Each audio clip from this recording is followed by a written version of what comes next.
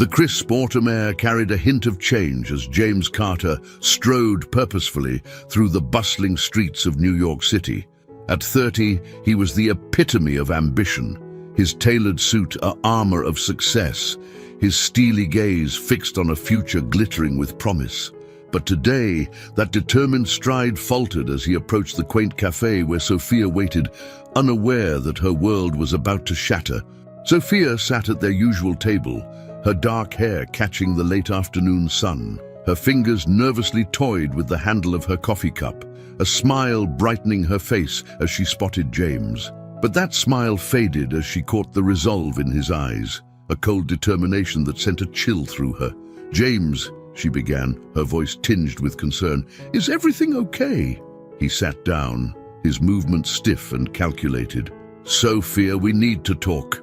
The words hung in the air, heavy with finality. Sophia's heart raced, her mind frantically searching for a reason behind the distance in James's voice. "I've been offered a position," James continued, his tone businesslike.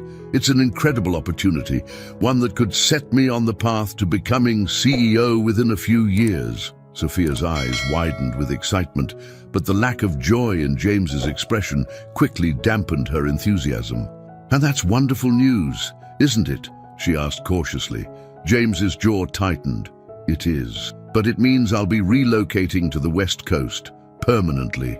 The world seemed to tilt on its axis as Sophia processed his words. "Oh," she said softly, her voice barely above a whisper. "Well, we can make it work. I can look for jobs out there. Or maybe—" "No, Sophia," James interrupted, his voice firm. "I'm going alone." The finality in his tone struck Sophia like a physical blow. She recoiled slightly, her mind struggling to comprehend what was happening. "What are you saying, James?" He leaned forward, his eyes cold and determined. "I'm saying that this is the end for us. My career has to come first. I can't be tied down, not when I'm so close to achieving everything I've worked for." Sophia's breath caught in her throat, tears welling in her eyes. "Tied down. Is that how you see our relationship? Our love?" James's expression hardened further. "Love is a distraction, Sophia. It's a weakness I can't afford right now. I need to be focused, driven. I can't let anything hold me back." The cafe around them faded into a blur as Sophia's world crumbled. The chatter of other patrons, the clinking of cups, all became a distant hum as she stared at the man she thought she knew. "James, please," she pleaded, reaching for his hand across the table. "We can work this out. Our love is strong enough to—" He pulled his hand away, cutting her off. "No, it's not. Nothing is stronger than my ambition, Sophia. I thought you understood that about me." Tears now flowed freely down Sophia's cheeks, her voice choked with emotion. "I thought I knew you, James. I thought what we had was special." For a brief moment, a flicker of doubt passed across James's face, a hint of the man Sophia had fallen in love with, but it was quickly replaced by the cold mask of determination. "It was special, Sophia, but it's over now. I need to move on, and so do you." He stood up abruptly, straightening his jacket. "I'm sorry it had to end this way. I hope you can understand that this is what's best for me." Sophia looked up at him, her eyes filled with a mixture of pain and disbelief. "Best for you? What about us, James? What about the future we planned together?" James's voice was devoid of emotion as he delivered his final blow. "There is no us anymore, Sophia. My future is my career. Goodbye." With that, he turned and walked away, leaving Sophia alone at the table.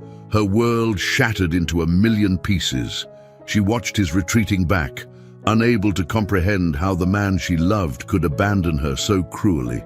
As James pushed through the cafe door, he forced himself not to look back. He couldn't afford to see the pain he'd caused, couldn't risk the moment of weakness that might make him reconsider. His jaw set in determination as he merged into the flow of pedestrians on the sidewalk, each step taking him further from love and closer to the success he craved. Back in the cafe, Sophia sat motionless, the reality of what had just happened slowly sinking in. The bustling life of the city continued around her, oblivious to the heart breaking within its midst. She placed a trembling hand on her stomach, a secret hope now turned to ashes. The child growing within her, a child James would never know, would be her sole comfort in the lonely days to come. As the sun began to set, casting long shadows across the city, two lives that had once been intertwined now diverged dramatically. James Carter, driven by ambition, set his course for a future of wealth and power, leaving behind the only person who had ever truly loved him. Sophia, left to pick up the pieces of her shattered dreams, faced an uncertain future as a single mother, carrying a piece of James with her that he had callously discarded. The abandonment was complete, a defining moment that would echo through the years, shaping destinies and setting in motion a chain of events that would one day bring these two souls crashing back into each other's orbits. But for now, as night fell over New York City, James and Sophia were worlds apart, one racing towards a hollow victory, the other left to find strength in the depths of heartbreak. Little did James know that his decision on this fateful day would come back to haunt him, challenging everything he thought he knew about success, love, and the true meaning of life. The seeds of regret were planted, waiting to bloom in the most unexpected way, forcing him to confront the consequences of choosing ambition over love. As Sophia finally found the strength to leave the cafe, she walked into the night with a mix of despair and determination.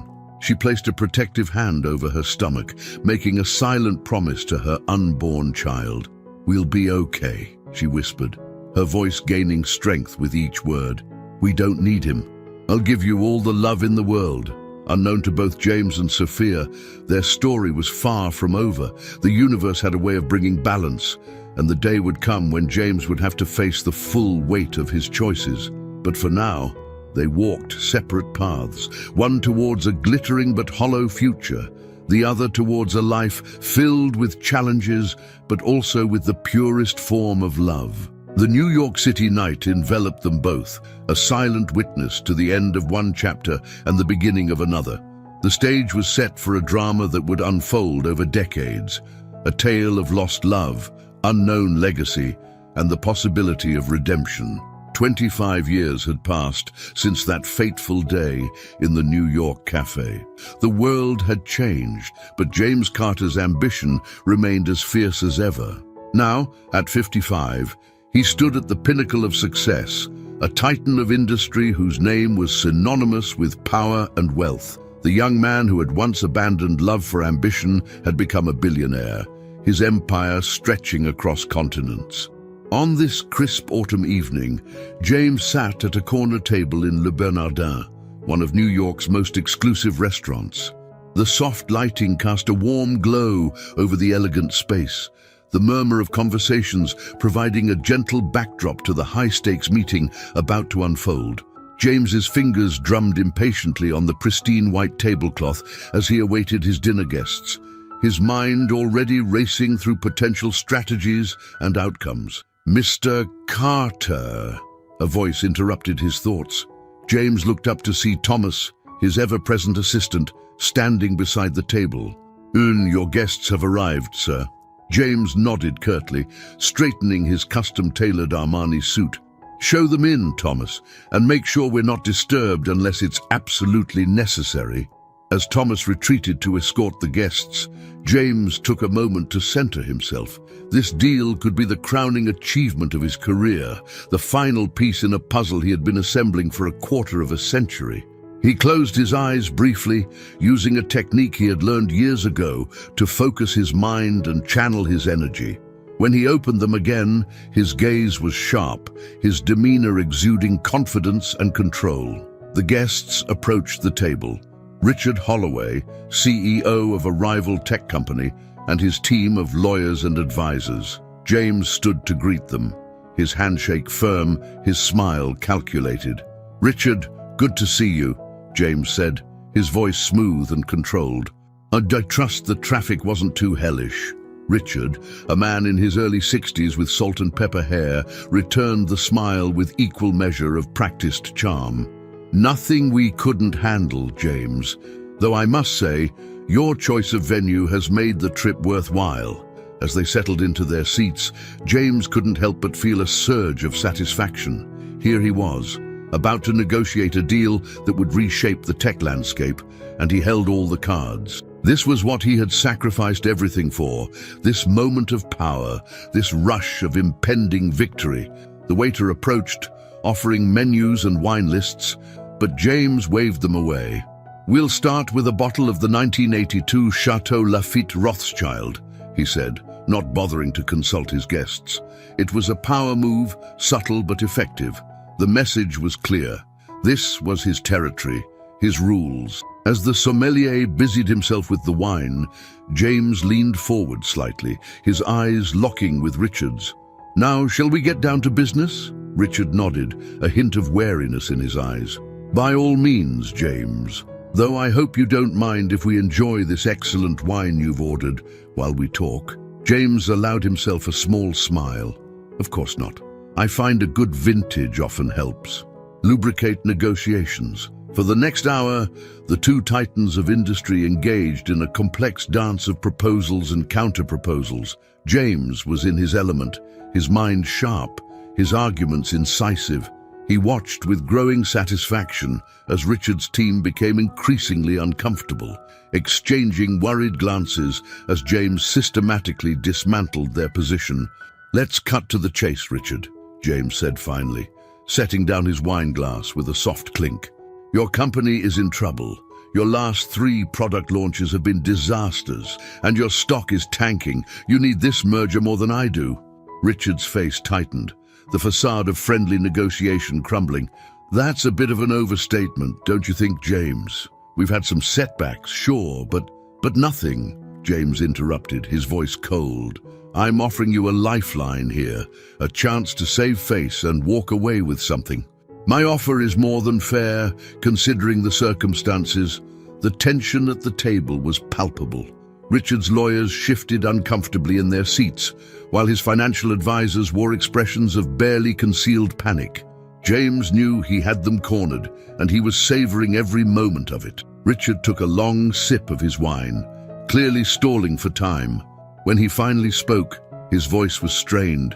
"Your offer, it's significantly lower than what we discussed initially."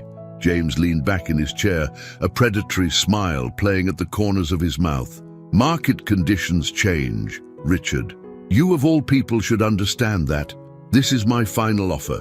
Take it, or I'll be more than happy to watch your company crumble and pick up the pieces for pennies on the dollar." The brutal honesty of James's words hung in the air like a heavy fog. Richard looked around the table at his team, seeing defeat written on their faces. With a heavy sigh, he turned back to James. "You drive a hard bargain, Carter, but I suppose we don't have much choice, do we?" James's smile widened. "That's the nature of business, Richard. There are winners and losers. Today, I'm the winner." As Richard nodded his reluctant agreement, James felt the familiar rush of victory coursing through his veins. This was what he lived for, these moments of triumph, of bending the world to his will. As he signaled for Thomas to bring over the contracts, James allowed himself a moment of reflection. He had everything he had ever wanted: wealth, power, respect. He was at the top of his game, untouchable. And yet, as he watched Richard's defeated expression, a tiny voice in the back of his mind whispered a question he had long suppressed. Was it worth it? James pushed the thought away as quickly as it had come. Of course it was worth it. This was what he had sacrificed everything for. This was what truly mattered. As the contracts were laid out and pens were produced, James felt a strange sense of restlessness. He glanced around the restaurant, his eyes skimming over the other diners, the waitstaff moving efficiently between tables. It was then that something caught his eye. A woman entering the restaurant, accompanied by a young man. There was something hauntingly familiar about her, something that tugged at a long-buried memory. James found himself unable to look away, even as Richard began signing the contracts. The woman was in her early 50s, with an elegance that spoke of both confidence and grace. But it was her companion that truly captured James's attention. The young man, probably in his mid-20s, was the spitting image of James in his younger days. The same strong jawline, the same piercing eyes, even the same way of carrying himself. It was like looking at a ghost from the past, a reflection of the man he used to be. James felt a sudden, inexplicable tightness in his chest. Who were these people? Why did they affect him so strongly? James, are you all right? Richard's voice snapped him back to reality. James blinked, realizing he had been staring. He turned back to the table, where everyone was looking at him with a mixture of concern and confusion. "I'm fine," he said brusquely, reaching for the pen. "Just thought I saw someone I knew." As he signed his name with a flourish, sealing the deal that would further cement his business empire, James couldn't shake the feeling that something momentous had just occurred. He had achieved another victory, yes, but why did it suddenly feel hollow? Little did James know that this chance encounter would be the catalyst for a journey that would force him to confront his past, challenge everything he thought he knew about success, and perhaps offer a chance at redemption he never knew he needed. As the dinner concluded and handshakes were exchanged, James found his eyes drawn once again to the woman and her young companion. They were being seated at a table across the restaurant, laughing and talking with an ease that stirred something long forgotten within him. For the first time in years, James Carter, the man who had sacrificed love for ambition, felt a crack in the armor he had so carefully constructed around his heart. The stage was set for a confrontation with the ghosts of his past, and the consequences of the choice he had made 25 years ago were about to come full circle. James Carter sat motionless at his table, the signed contracts before him forgotten. His eyes were fixed on the woman and young man across the restaurant, a storm of emotions brewing within him. The bustling atmosphere of Le Bernardin faded into the background as memories long suppressed began to surface. "Mr. Carter," Thomas's voice barely registered. "Is everything all right, sir?" James blinked, tearing his gaze away from the pair. "Yes, Thomas. I'm fine." His voice lacked its usual confidence. "Just give me a moment." As Thomas retreated, James found his eyes drawn back to the woman. There was no doubt now. It was Sophia. The years had been kind to her. She carried herself with a grace and confidence that seemed to radiate through the room. But it was the young man beside her that truly captured James's attention. The resemblance was uncanny. The same strong jawline, the same piercing eyes that James saw every morning in the mirror. But there was something else there too. A warmth, a light that James recognized from long ago. It was the same light he had seen in Sophia's eyes all those years ago, before he had extinguished it with his cruel abandonment. A wave of memories washed over James, threatening to drown him in regret and what-ifs. He saw himself and Sophia, young and in love, planning a future together. He remembered the excitement in her eyes when they talked about starting a family. And then, with a pang of shame so sharp it was almost physical, he remembered the day he had walked away from it all. The realization hit him like a thunderbolt. This young man, who couldn't be more than 25, had to be his son, the son he never knew existed, the son he had abandoned before he was even born. James's hand trembled as he reached for his water glass, nearly knocking it over. The cool liquid did nothing to quench the sudden dryness in his throat. He felt exposed, vulnerable in a way he hadn't in decades.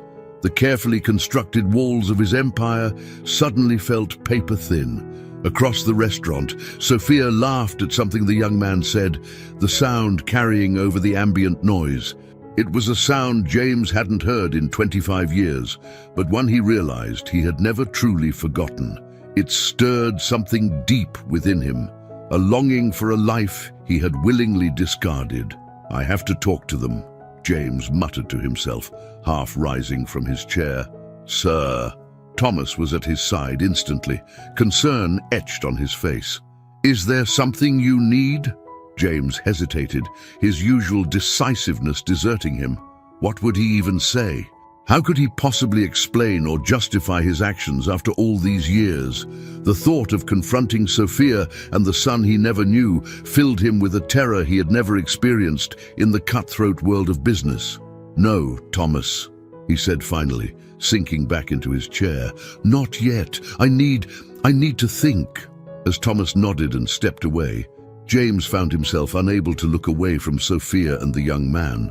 He watched their interactions, hungry for every detail. The way Sophia's eyes crinkled when she smiled, the animated gestures of the young man as he spoke, the easy familiarity between them. It was all a stark reminder of what James had given up. The young man, his son, James reminded himself with a jolt, was clearly intelligent and passionate. James caught snippets of their conversation, something about a new environmental project the young man was working on. He spoke with a conviction that James recognized, the same drive that had propelled him to the top of the business world. But there was something else there too, a compassion and idealism that James had long ago discarded as weaknesses. As he continued to observe them, James felt an unfamiliar ache in his chest. It wasn't the sharp pain of loss or the dull throb of regret, but something deeper and more profound. It was the ache of a void he hadn't even known existed, a space within him that should have been filled with the love of family and the joy of watching his child grow. For the first time in decades, James Carter, the titan of industry, the man who had sacrificed everything for success, felt truly and utterly lost. The sounds of the restaurant seemed to fade away as James grappled with the enormity of the moment. He had always prided himself on his ability to control every aspect of his life, to bend circumstances to his will. But this was beyond his control. This was the consequence of a choice made 25 years ago, a choice he had convinced himself was the right one. James's mind raced, trying to process the situation with the same analytical precision he applied to business deals. But emotions kept interfering, clouding his judgment. He found himself wondering about the life this young man had lived, the milestones James had missed. First words, first steps, first day of school, all moments that should have been etched in his memory, now lost forever. As he watched, the young man reached across the table and took Sophia's hand, giving it a gentle squeeze. The gesture was so natural, so full of love and support, that James felt like an intruder just witnessing it. He had walked away from the chance to be part of moments like these, convinced that they were a distraction from his true path to success. But now, surrounded by the trappings of his hard-won empire, James felt a hollowness he couldn't ignore. The contracts on the table, the multi-million-dollar deal he had just closed, they all seemed insignificant in the face of this unexpected reunion. James's hand moved to his chest, feeling the rapid beating of his heart. He was a man accustomed to making split-second decisions that affected the lives of thousands, yet he found himself paralyzed by indecision. Should he approach them? What right did he have to disrupt their lives after all this time? As if sensing his turmoil, Sophia suddenly looked up, her eyes scanning the restaurant. For a heart-stopping moment, her gaze locked with James's. Recognition flashed in her eyes, followed quickly by a mix of emotions James couldn't quite decipher: surprise, pain, anger, and something else, something that made James's breath catch in his throat. Time seemed to stand still as they stared at each other across the crowded room. In that moment, 25 years dissolved, and James was once again the young man who had walked away from the only woman he had ever truly loved. Sophia's expression hardened, a protective arm moving almost instinctively towards her son, their son. The young man, noticing his mother's sudden tension, turned to follow her gaze. As his eyes fell on James, there was no recognition, only curiosity at the stranger who had captured his mother's attention. James felt rooted to his chair, unable to move, unable to breathe. The weight of his past choices pressed down on him, threatening to crush him. He had faced hostile takeovers, market crashes, and cutthroat competitors, but nothing had prepared him for this moment of reckoning. With a supreme effort of will, James managed to tear his gaze away, turning back to the table. His hands shook as he reached for the contracts, shuffling them aimlessly. He needed to leave, to escape the suffocating weight of regret and missed opportunities that filled the air. "Thomas!" he called, his voice hoarse. "We're leaving." Now, as Thomas hurried to gather their things, James risked one last glance at Sophia and the young man. They were engaged in an intense, whispered conversation. Sophia's face a mask of concern and determination. The young man, his son, James reminded himself again, looked confused and worried. Standing up, James straightened his suit jacket, an automatic gesture that felt hollow and meaningless. As he prepared to leave, he realized that walking away this time felt infinitely harder than it had 25 years ago.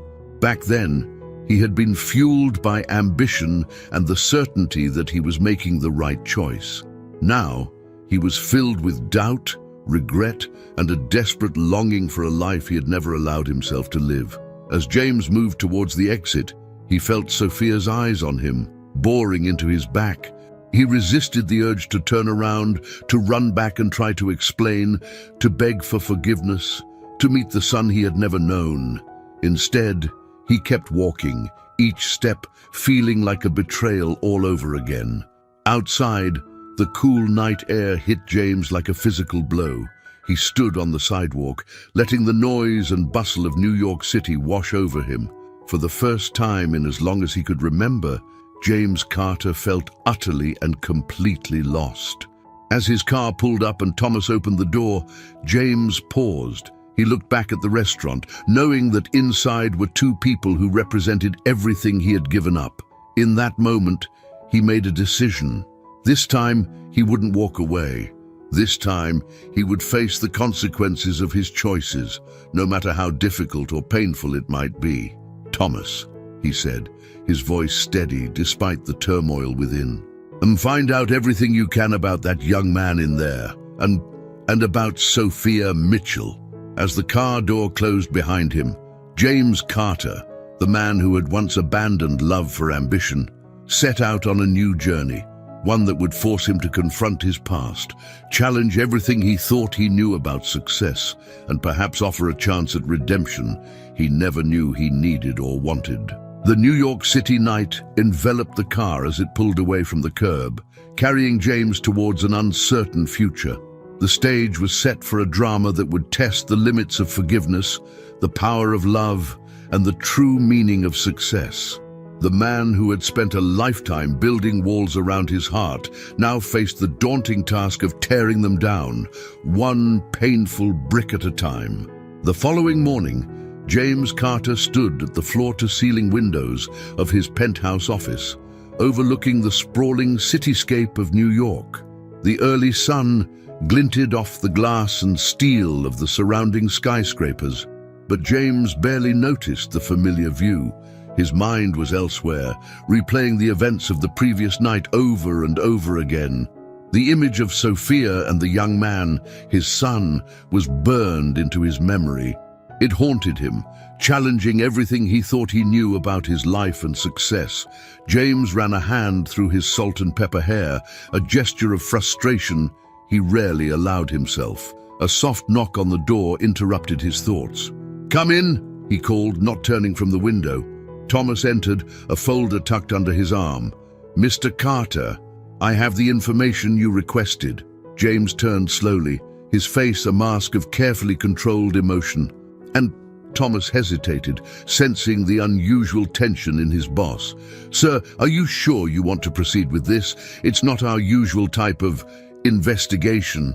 James's eyes flashed with a mix of anger and desperation. "Just give me the damn folder, Thomas."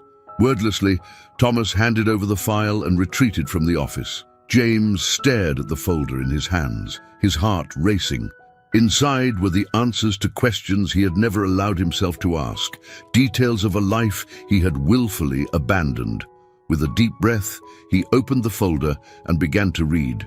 Sophia Mitchell, now 54, had built a successful career as the environmental lawyer.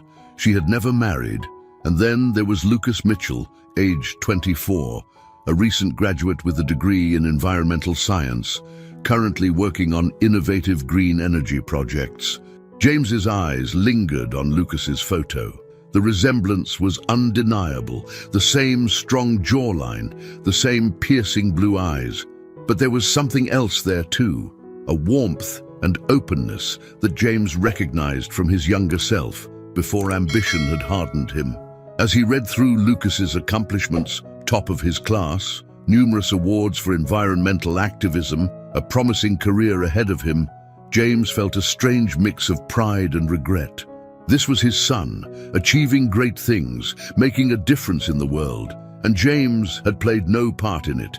The weight of his choices pressed down on him, threatening to crush the carefully constructed image of success he had built over the years. For the first time in decades, James Carter felt truly and utterly lost. He sank into his leather chair, the folder open on his desk. What was he supposed to do with this information? How could he possibly make up for 25 years of absence? As if on cue, his intercom buzzed. "Mr. Carter," his secretary's voice came through. "Your 10 o'clock is here." James closed his eyes, taking a moment to compose himself. "Send them in," he replied, his voice steady despite the turmoil within. As his team filed in for the morning meeting, James found it increasingly difficult to focus. The discussion of profit margins and market shares seemed trivial in comparison to the revelation he had just experienced.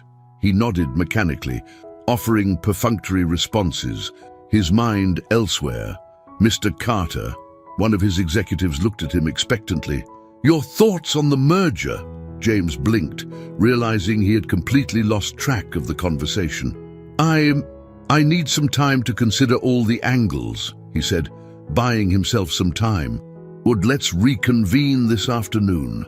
As the room cleared, James remained seated, staring at the folder on his desk.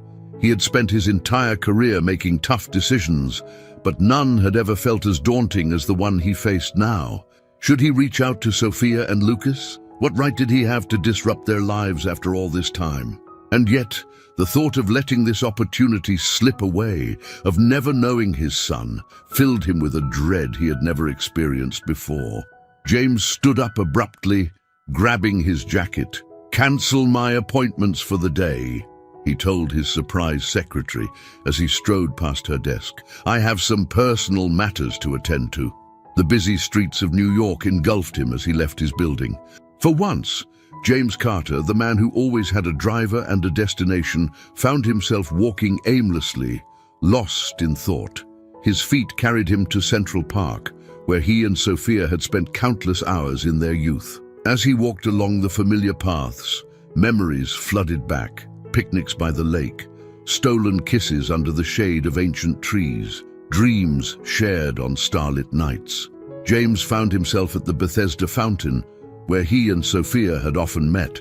He sat on a bench, watching the play of light on the water, remembering the last time he had been here, the day he told Sophia he was leaving, the pain in her eyes, the tremor in her voice as she pleaded with him to reconsider. It all came rushing back with startling clarity. How could he have been so cold, so certain that success was worth sacrificing love? As he sat there, grappling with regret and indecision, a familiar figure caught his eye. Sophia was walking along the path, her pace leisurely, lost in thought. James's heart raced.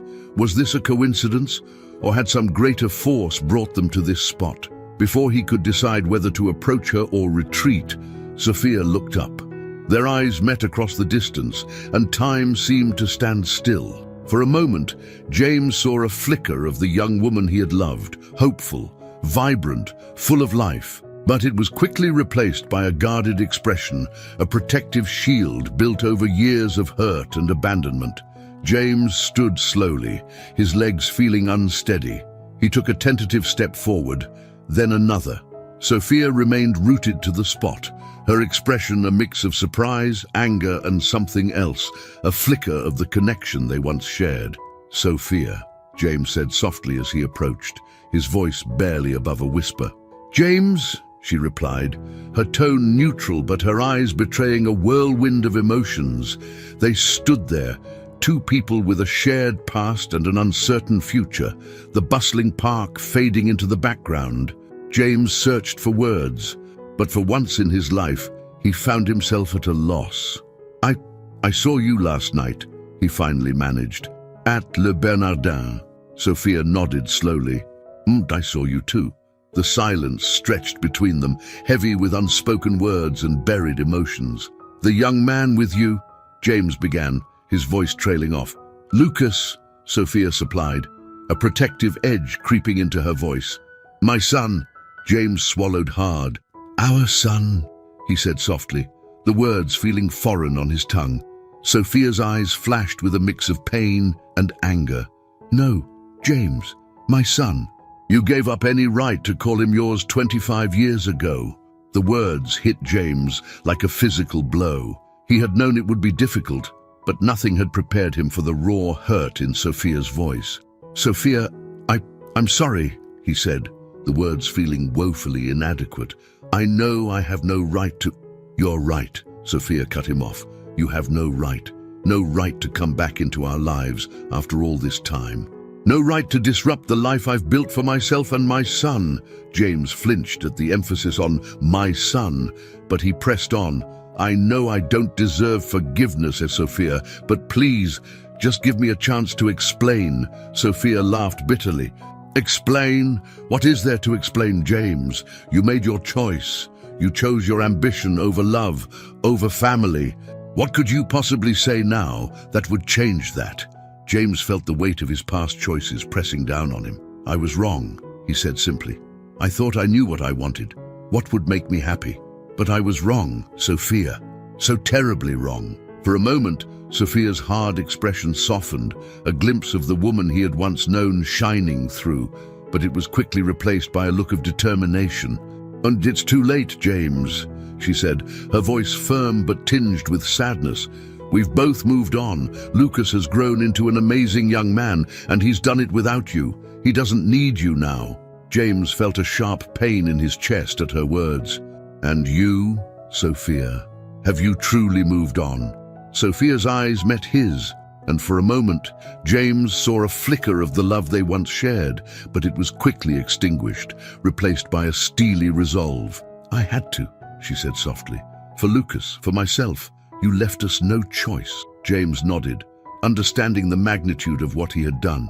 "I know I have no right to ask this, Sophia, but is there any chance at all that I could meet Lucas, that I could try to make amends?" Sophia was quiet for a long moment, her internal struggle visible on her face. Finally, she spoke, her voice barely above a whisper. "I don't know, James. I honestly don't know if that's possible, or if it's even a good idea." James felt a glimmer of hope at her words.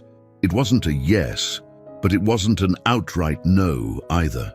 "I understand," he said. "I know I'm asking for more than I deserve, but please, Sophia, think about it. I want to try to make things right, even if it's too late, even if Lucas never wants to know me. I need to try." Sophia looked at him, really looked at him, for the first time since their encounter began. She saw the lines of regret etched on his face, the desperation in his eyes. For a moment, she allowed herself to remember the man she had once loved, the man who had promised her the world. "I'll think about it," she said finally. "But I'm not promising anything, James. My priority is Lucas. It always has been, and it always will be." James nodded, feeling a mix of relief and trepidation. "Thank you, Sophia. That's more than I could have hoped for." As Sophia turned to leave, James called out to her one last time. "Sophia," she paused, looking back at him. "I know it doesn't change anything, but I never stopped loving you. Not really." Sophia's expression softened for a moment, a hint of the young woman she once was shining through. "Oh, goodbye, James," she said softly, before turning and walking away. James watched her go, his heart heavy with regret and a newfound determination. He had made the biggest mistake of his life 25 years ago, walking away from love and family. Now, he had been given a second chance, a chance to make amends, to know his son, to rediscover the man he once was. As he stood there, watching Sophia's retreating figure, James Carter made a silent vow. He would do whatever it took to earn a place in Lucas's life, to make up for lost time, to become the father he should have been all along. It wouldn't be easy, and success was far from guaranteed. But for the first time in 25 years, James felt a sense of purpose that had nothing to do with business or ambition. The path ahead was uncertain, fraught with challenges and potential heartbreak. But as James left the park, heading back to the world he had built for himself, he felt a glimmer of hope. The journey of redemption had begun, and James Carter was determined to see it through, no matter the cost. The bustling streets of New York City pulsed with energy as Lucas Mitchell made his way through the crowded sidewalks. At 24, he moved with a confident stride, his eyes bright with purpose and determination. The early morning sun glinted off the glass towers surrounding him, a testament to the ambition and drive that built this concrete jungle. Lucas adjusted his messenger bag, filled with plans and proposals for his latest environmental project. Today was a big day. He had a meeting with potential investors who could make his green energy initiative a reality. As he navigated the busy streets, his mind raced with possibilities, rehearsing his pitch and anticipating questions. Turning a corner, Lucas nearly collided with a man in an expensive suit. "Sorry," he mumbled, sidestepping quickly. But as he moved past, something made him pause. There was something oddly familiar about the man's profile, a nagging sense of déjà vu that Lucas couldn't quite place. Shaking off the strange feeling, Lucas continued on his way. He had more important things to focus on than mysterious strangers. As he approached the towering office building where his meeting was scheduled, Lucas took a deep breath, centering himself. Inside the sleek lobby, Lucas checked in with the receptionist and was directed to a conference room on the 30th floor. As the elevator ascended, he couldn't help but feel a mix of excitement and nervousness. This was his chance to make a real difference, to put his ideas into action and create meaningful change. The elevator doors opened, revealing a plush corridor lined with artwork. Lucas straightened his tie, a gift from his mother for his college graduation. Sophia's words echoed in his mind. "You can change the world, Lucas. I believe in you." With renewed determination, Lucas entered the conference room. 5 people were already seated around the large table, their expressions a mix of curiosity and skepticism. Lucas recognized some of them from his research, CEOs and executives from some of the city's biggest corporations. "Good morning," Lucas said, his voice steady and confident. "Thank you all for taking the time to hear my proposal." As Lucas began his presentation, he felt the familiar rush of passion for his work. He spoke about the urgent need for sustainable energy solutions, the potential for job creation, and the long-term benefits for both the environment and the economy. His words flowed smoothly, backed by carefully researched data and innovative ideas. Throughout his pitch, Lucas couldn't help but notice one of the executives in particular. The man seemed oddly familiar, though Lucas was sure they had never met. There was something about his piercing blue eyes and the set of his jaw that tugged at Lucas's memory. As the presentation concluded, the room fell silent for a moment. Lucas held his breath, waiting for the response. Then, slowly, one of the executives began to clap. Others joined in, and soon the room was filled with applause. "Impressive work, Mr. Mitchell," said the CEO of a major energy company. "Your passion and knowledge are evident. We'd like to schedule a follow-up meeting to discuss this further." Lucas felt a surge of elation. This was even better than he had hoped for. As the executives filed out of the room, offering handshakes and words of encouragement, the familiar-looking man approached. "That was quite a presentation, Lucas," he said, his voice carrying a weight of emotion that seemed out of place for a business meeting. You have a real gift for this, Lucas smiled, still trying to place where he might have seen this man before. Thank you, sir. I didn't catch your name. The man hesitated for a moment, an unreadable expression crossing his face. James, he said finally. James Carter. Lucas nodded, the name not ringing any bells. It's a pleasure to meet you, Mr. Carter. I appreciate your support for the project. James seemed about to say something more, but then thought better of it. Keep up the good work, Lucas, he said instead, before turning and leaving the room. As Lucas gathered his materials, still riding high on the success of his presentation, he couldn't shake the odd feeling about James Carter. There was something in the man's eyes, a mixture of pride and pain that seemed out of place in a business setting. Stepping out into the bright New York day, Lucas pulled out his phone to call his mother.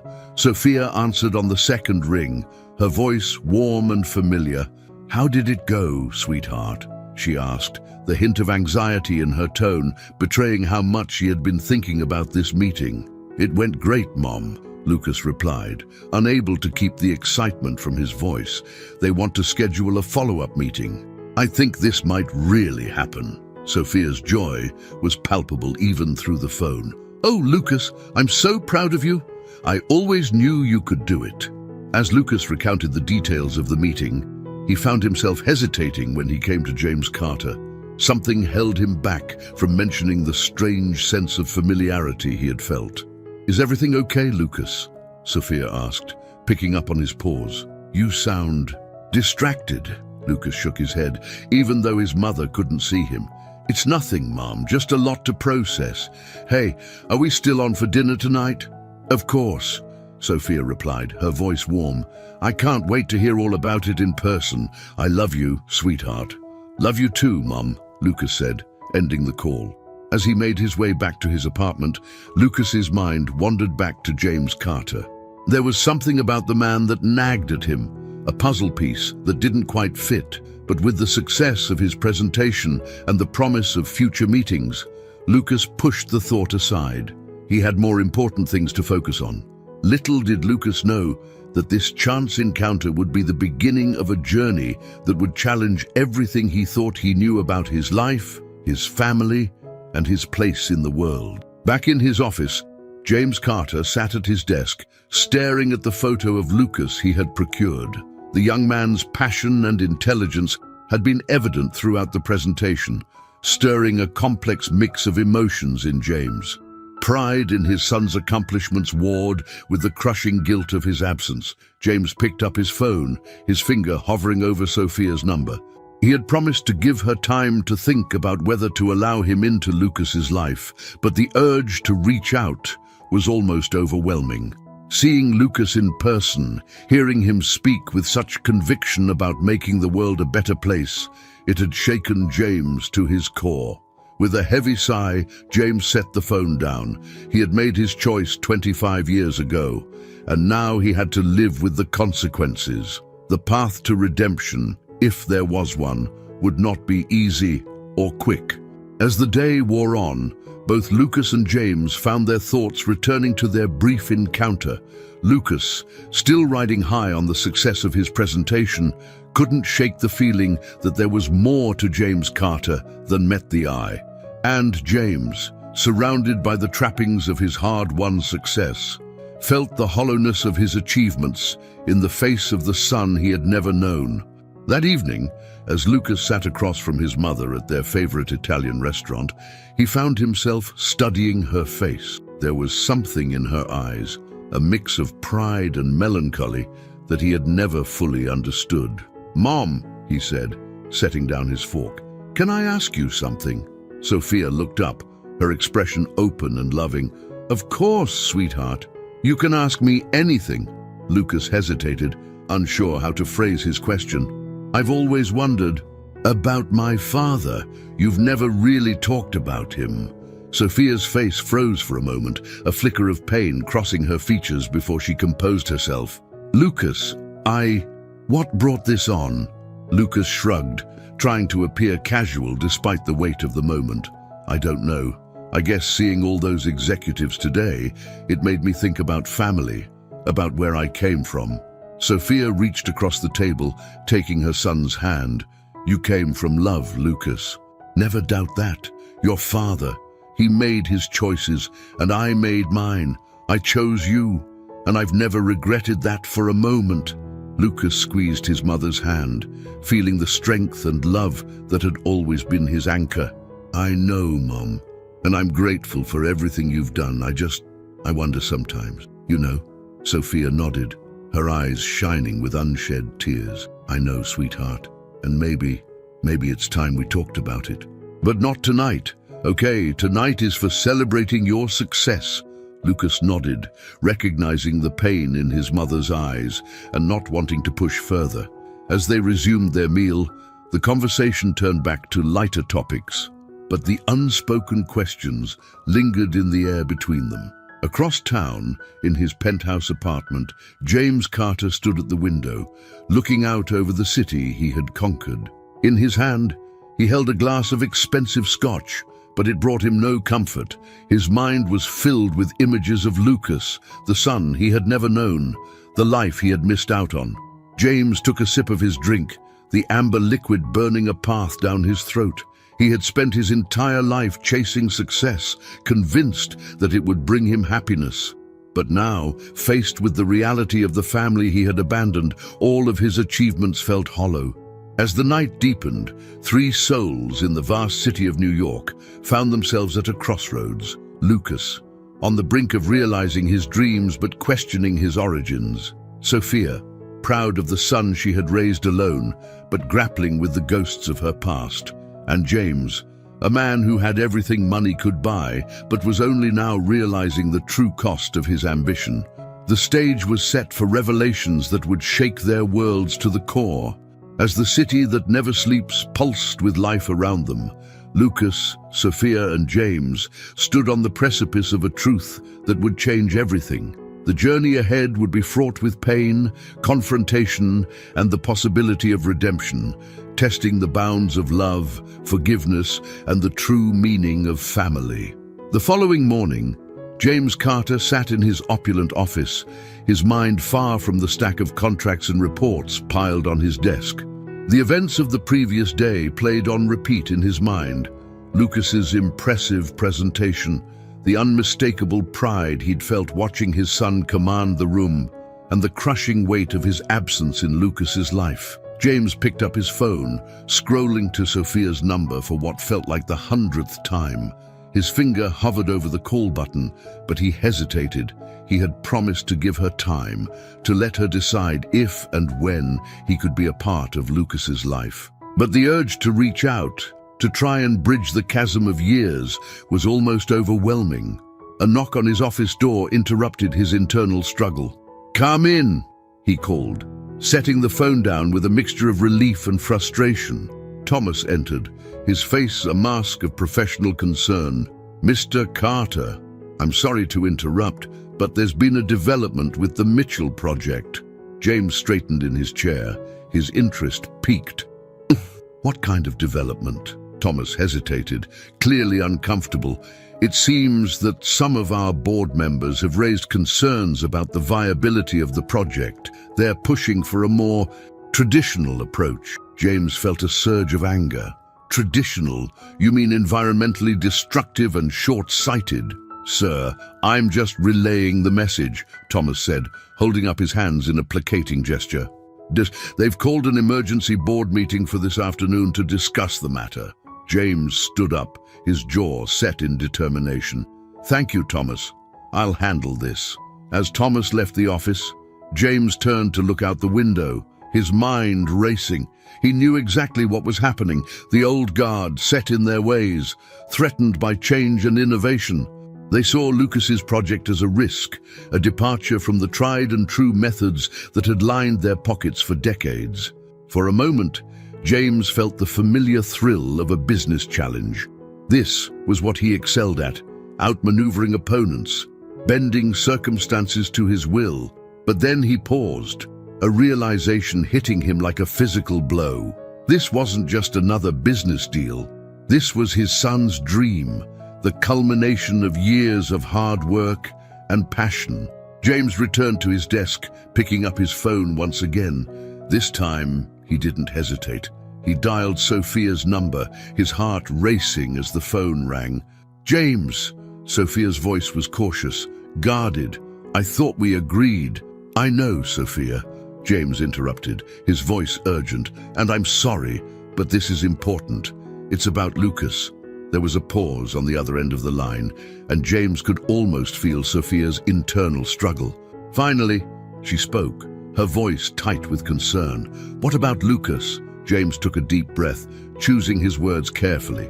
"His project, the one he presented yesterday, it's in trouble. Some of my board members want to shut it down before it even gets started." "What?" Sophia's voice was sharp with anger and worry. "But why? Lucas said the presentation went well." "It did," James assured her. "Lucas was brilliant. But change is scary for some people, especially when it threatens their bottom line." There was another pause, longer this time. When Sophia spoke again, her voice was filled with a mix of emotions James couldn't quite decipher. "Why are you telling me this, James? What do you want?" James closed his eyes, steeling himself for what he was about to say. "I want to help Sophia. I can fight for this project, make sure it gets the support it needs. But I need your permission. I need to be able to tell Lucas who I am." The silence that followed was deafening. James could hear his own heartbeat pounding in his ears as he waited for Sophia's response. "James," Sophia finally said, her voice barely above a whisper, "you can't just waltz back into our lives and play the hero. It's not that simple." "I know it's not," James replied, his voice thick with emotion. "Believe me, Sophia, I know. But this is Lucas's dream. I can't stand by and watch it get crushed before it even has a chance." Sophia sighed, a sound filled with years of pain and uncertainty. "And what happens after, James? If you swoop in and save the day, then what? Have you thought about what this will do to Lucas, to me?" James felt the weight of his past choices pressing down on him. "I don't know," he admitted. "I don't have all the answers, but I do know that I want to try. I want to be there for Lucas, in whatever way he'll allow." The silence stretched between them, heavy with unspoken words and buried emotions. Finally, Sophia spoke, her voice trembling slightly. "Okay, James, you can tell him, but not alone. We do this together." Relief washed over James, followed quickly by a surge of anxiety. "Thank you, Sophia. When should we do this?" "Today," Sophia said firmly. "If Lucas's project is in danger, he needs to know everything. Can you meet us at my apartment this evening?" James nodded, then remembered Sophia couldn't see him. "Yes, of course. I'll be there." As he ended the call, James felt a mix of hope and trepidation. He had dreamed of this moment for years, the chance to finally meet his son, to try and make amends for his absence. But now that it was actually happening, he felt woefully unprepared. The rest of the day passed in a blur. James went through the motions of his usual routine, attending meetings and making decisions. But his mind was elsewhere. He thought about Lucas, about the life he had missed, about the man his son had become without him. As evening approached, James left his office, ignoring the curious looks from his employees. It was rare for James Carter to leave work early, but today was far from ordinary. The drive to Sophia's apartment was tense, each mile bringing James closer to a confrontation with his past. As he pulled up to the building, he took a moment to collect himself. This wasn't a business deal or a corporate takeover. This was his family, the people he had hurt most in the world. With a deep breath, James stepped out of the car and entered the building. The elevator ride to Sophia's floor felt like an eternity, each floor bringing him closer to a moment that would change everything. Finally, he stood in front of Sophia's door. James raised his hand to knock, then paused, his heart racing. This was it. There was no turning back now. He knocked, the sound echoing in the quiet hallway. For a moment, there was silence. Then the door opened, revealing Sophia. She looked at him with a mix of emotions, anger, sadness, and something else, something that made James's heart ache with remembered love. "Come in," Sophia said softly, stepping aside to let him enter. As James stepped into the apartment, he saw Lucas sitting on the couch, his expression confused and slightly wary. The young man stood as James entered, his eyes moving between his mother and the stranger who had just arrived. "Mom?" Lucas said, his voice filled with questions. "What's going on? Who is this?" Sophia took a deep breath, moving to stand beside her son. She placed a hand on Lucas's shoulder, a gesture of support and love. "Lucas, sweetheart, there's something we need to tell you, something I should have told you a long time ago." Lucas looked at his mother, then at James, his brow furrowed in confusion. "Mom, you're scaring me. What is it?" Sophia looked at James, her eyes filled with a silent plea. James stepped forward, his heart pounding so hard he was sure the others could hear it. "Lucas," he said, his voice shaking slightly, "my name is James Carter, and I'm your father." The words hung in the air, heavy with years of secrets and unspoken truths. Lucas's eyes widened in shock, his gaze darting between James and Sophia, searching for confirmation or denial. "What?"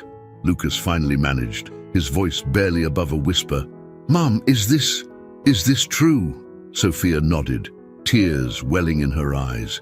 "Yes, sweetheart, it's true. James is your father."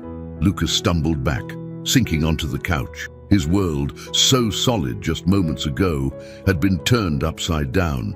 He looked at James, really looked at him for the first time, and saw the resemblance that had nagged at him during their brief encounter at the presentation. "But why?" Lucas asked, his voice filled with confusion and hurt. "Why now? Where have you been all this time?" James felt the weight of his past choices pressing down on him. This was the moment of truth, the chance to explain himself, to try and make amends for years of absence. "Lucas," he began, his voice thick with emotion, "I made a terrible mistake 25 years ago. I chose my career over love, over family. I thought success and money were all that mattered. But I was wrong, so terribly wrong." Lucas listened, his face a mask of conflicting emotions. James continued, pouring out the truth he had held inside for so long. "I didn't know about you when I left," James admitted, "but that doesn't excuse my actions. I should have been there. I should have been a father to you, and I will regret that decision for the rest of my life." Sophia stepped in, her voice gentle but firm. "Marty, Lucas, I want you to know that this doesn't change anything between us. You are my son, and I love you more than anything in this world." Lucas nodded, still trying to process this life-altering revelation. "But why tell me now?" he asked, looking between his parents. "After all this time, why now?" James took a deep breath, steeling himself for what he had to say next. "Because your project, the one you presented yesterday, it's in danger. Some of my board members want to shut it down, and I want to help. I want to fight for your dream, Lucas." Lucas stood up abruptly, his eyes flashing with a mix of anger and disbelief. "So that's it? You show up after 24 years because you want to play the hero, save my project and all is forgiven." "No, Lucas, that's not," James began, but Lucas cut him off. "I don't need your help," Lucas said, his voice shaking with emotion. "I've made it this far without you. I don't need you now." With that, Lucas stormed out of the apartment, leaving James and Sophia standing in stunned silence. The door slammed behind him, the sound echoing in the suddenly quiet room.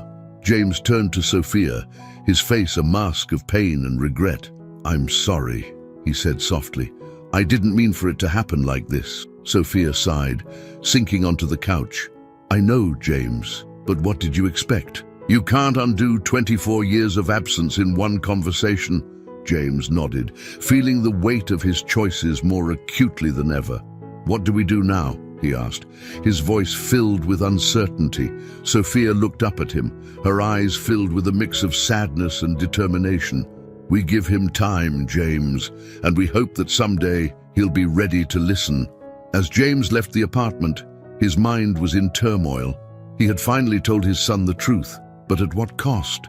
The path to redemption, he realized, would be long and difficult, But as he stepped out into the New York night, James Carter made a silent vow.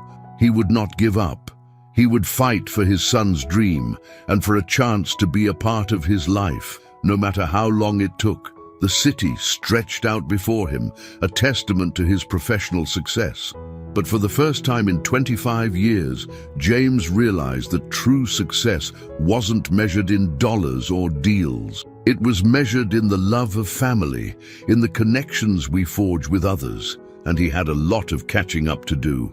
The early morning light filtered through the windows of Lucas's small apartment, casting long shadows across the cluttered living room. Lucas sat on his worn couch, his eyes red-rimmed from a sleepless night, staring at the coffee table covered in papers and plans for his green energy project. The events of the previous evening played on repeat in his mind, each recollection bringing a fresh wave of confusion and anger. His father, James Carter, the man he had met briefly at his presentation, the man who had been absent for his entire life, was suddenly here, offering help and explanations that felt 24 years too late.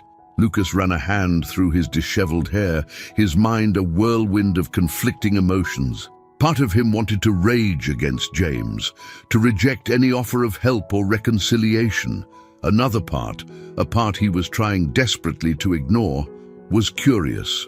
What would it be like to have a father after all these years? To have someone else in his corner, fighting for his dreams? A soft knock on the door interrupted his tumultuous thoughts. Lucas hesitated, not sure if he was ready to face anyone. The knock came again, more insistent this time. "Lucas, it's Mom.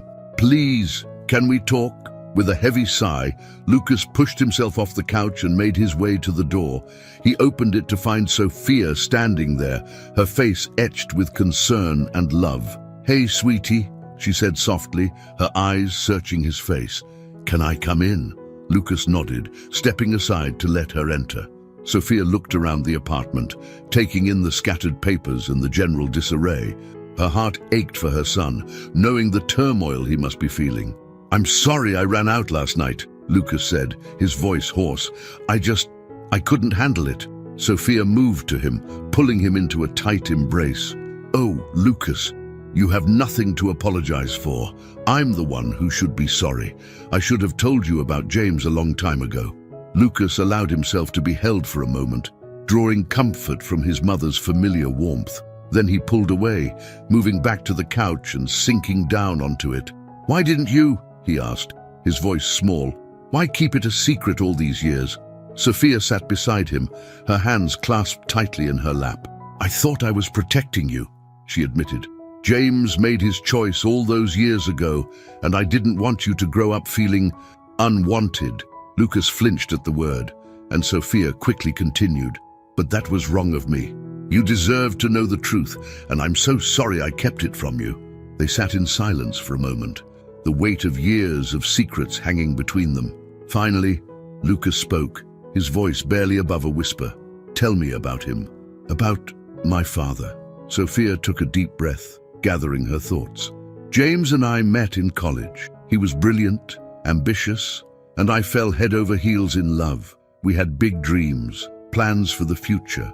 But as time went on, James became more and more focused on his career. He saw success as the ultimate goal, and everything else, well, it took a back seat." Lucas listened intently, trying to reconcile this story with the man he had met briefly at his presentation. "So he just left, just like that?"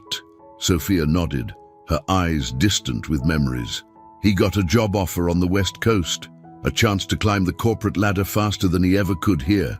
I begged him to stay, to choose us over his ambition, but in the end, his career won out." "And you never told him about me?" Lucas asked, a hint of accusation in his voice. Sophia shook her head. "I found out I was pregnant after he left. I tried to contact him, but he had already changed his number, moved away. It was like he had vanished, and after a while, I stopped trying." Lucas absorbed this information, his mind racing. "And now he's back, wanting to play dad and save my project. How convenient." Sophia reached out, taking her son's hand. "Lucas, I know this is a lot to process, and you have every right to be angry, to feel hurt. But James, he seems genuinely remorseful. He wants to make amends. Lucas pulled his hand away, standing up and pacing the small living room. Make amends? How? By swooping in and using his money and influence to save my project. I don't need his help. I can do this on my own. Sophia watched her son, her heart breaking for the pain he was going through. I know you can, sweetheart. You're brilliant and capable, and I have no doubt you'll succeed with or without James's help. But maybe this is a chance for both of you to get to know each other. Lucas stopped pacing, turning to face his mother. Do you want that? For me to have a relationship with him? Sophia stood, moving to her son and placing her hands on his shoulders.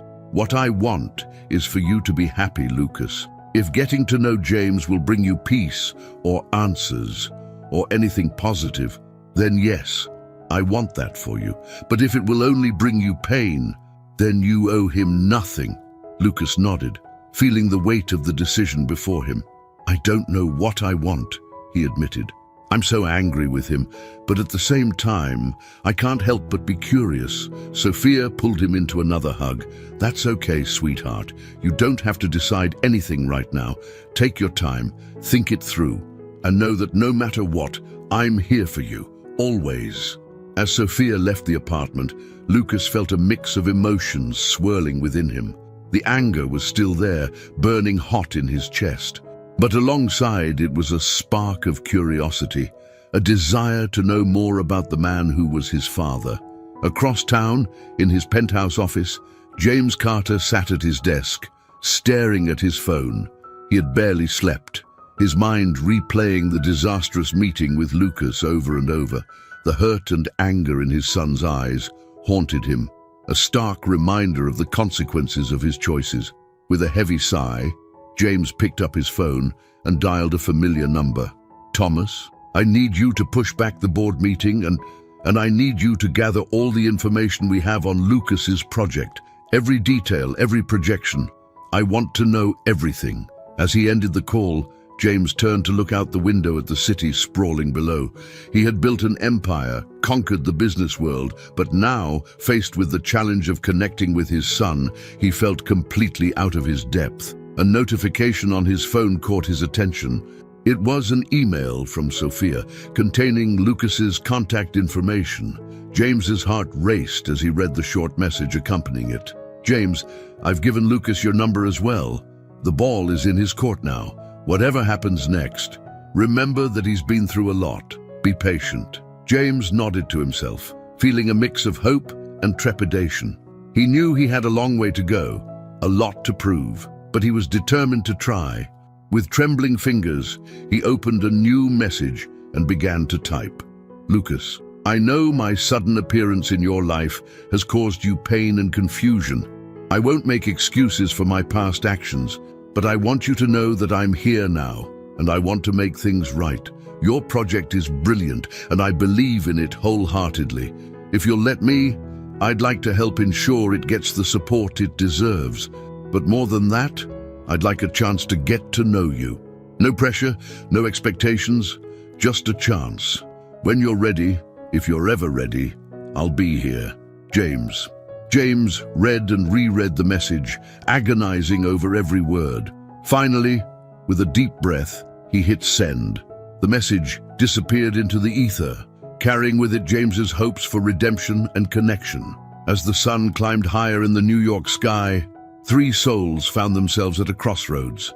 Lucas, grappling with the sudden appearance of a father he never knew. Sophia, navigating the delicate balance between protecting her son and allowing him to forge his own path. And James, desperate to make amends for a lifetime of absence, yet unsure of how to bridge the chasm he had created. The stage was set for a journey of reconciliation, forgiveness, and self-discovery. But the path ahead was far from clear, fraught with potential pitfalls and painful confrontations. As the day wore on, each of them faced the daunting task of taking the next step, knowing that their choices now would shape the course of their intertwined destinies. In the bustling heart of New York City, amidst the towering skyscrapers and endless possibilities, a family stood on the brink of either healing or further fracture. The coming days would test the strength of blood ties, the power of forgiveness, and the true meaning of family in ways none of them could have anticipated.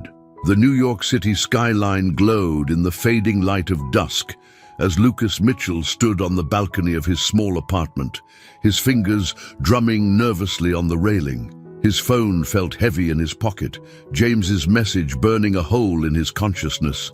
He had read and reread it countless times over the past few days, each time feeling a tumultuous mix of anger, curiosity, and an emotion he couldn't quite name, perhaps longing for the father he never knew.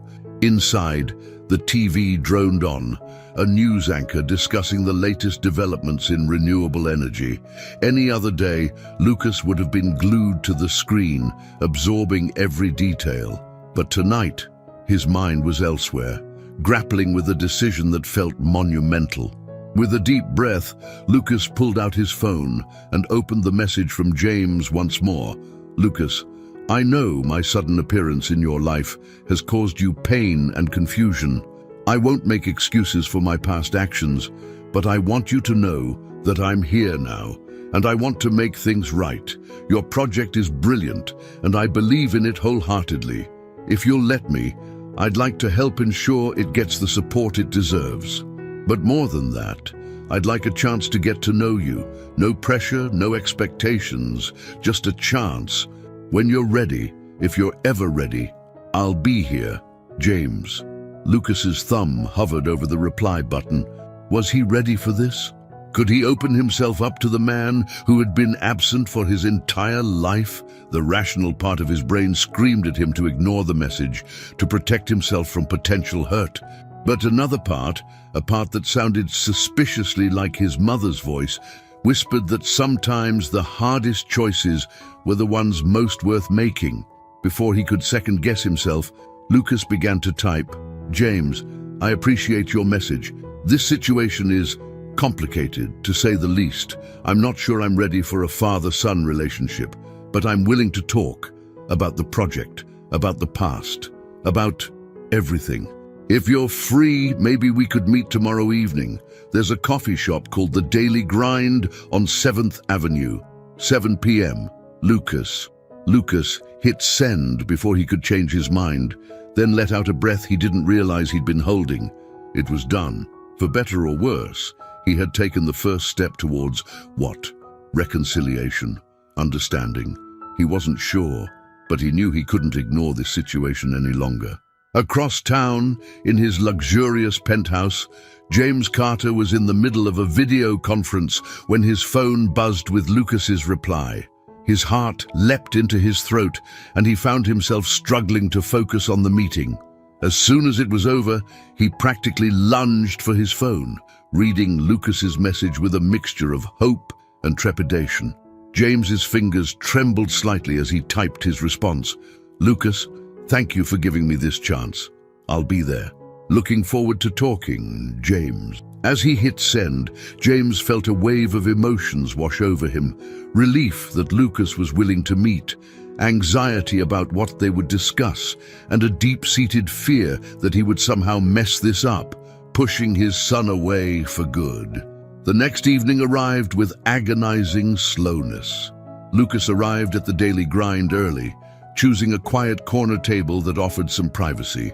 He ordered a coffee, more for something to do with his hands than out of any real desire for caffeine. His leg bounced nervously under the table as he waited, his eyes darting to the door every time it opened.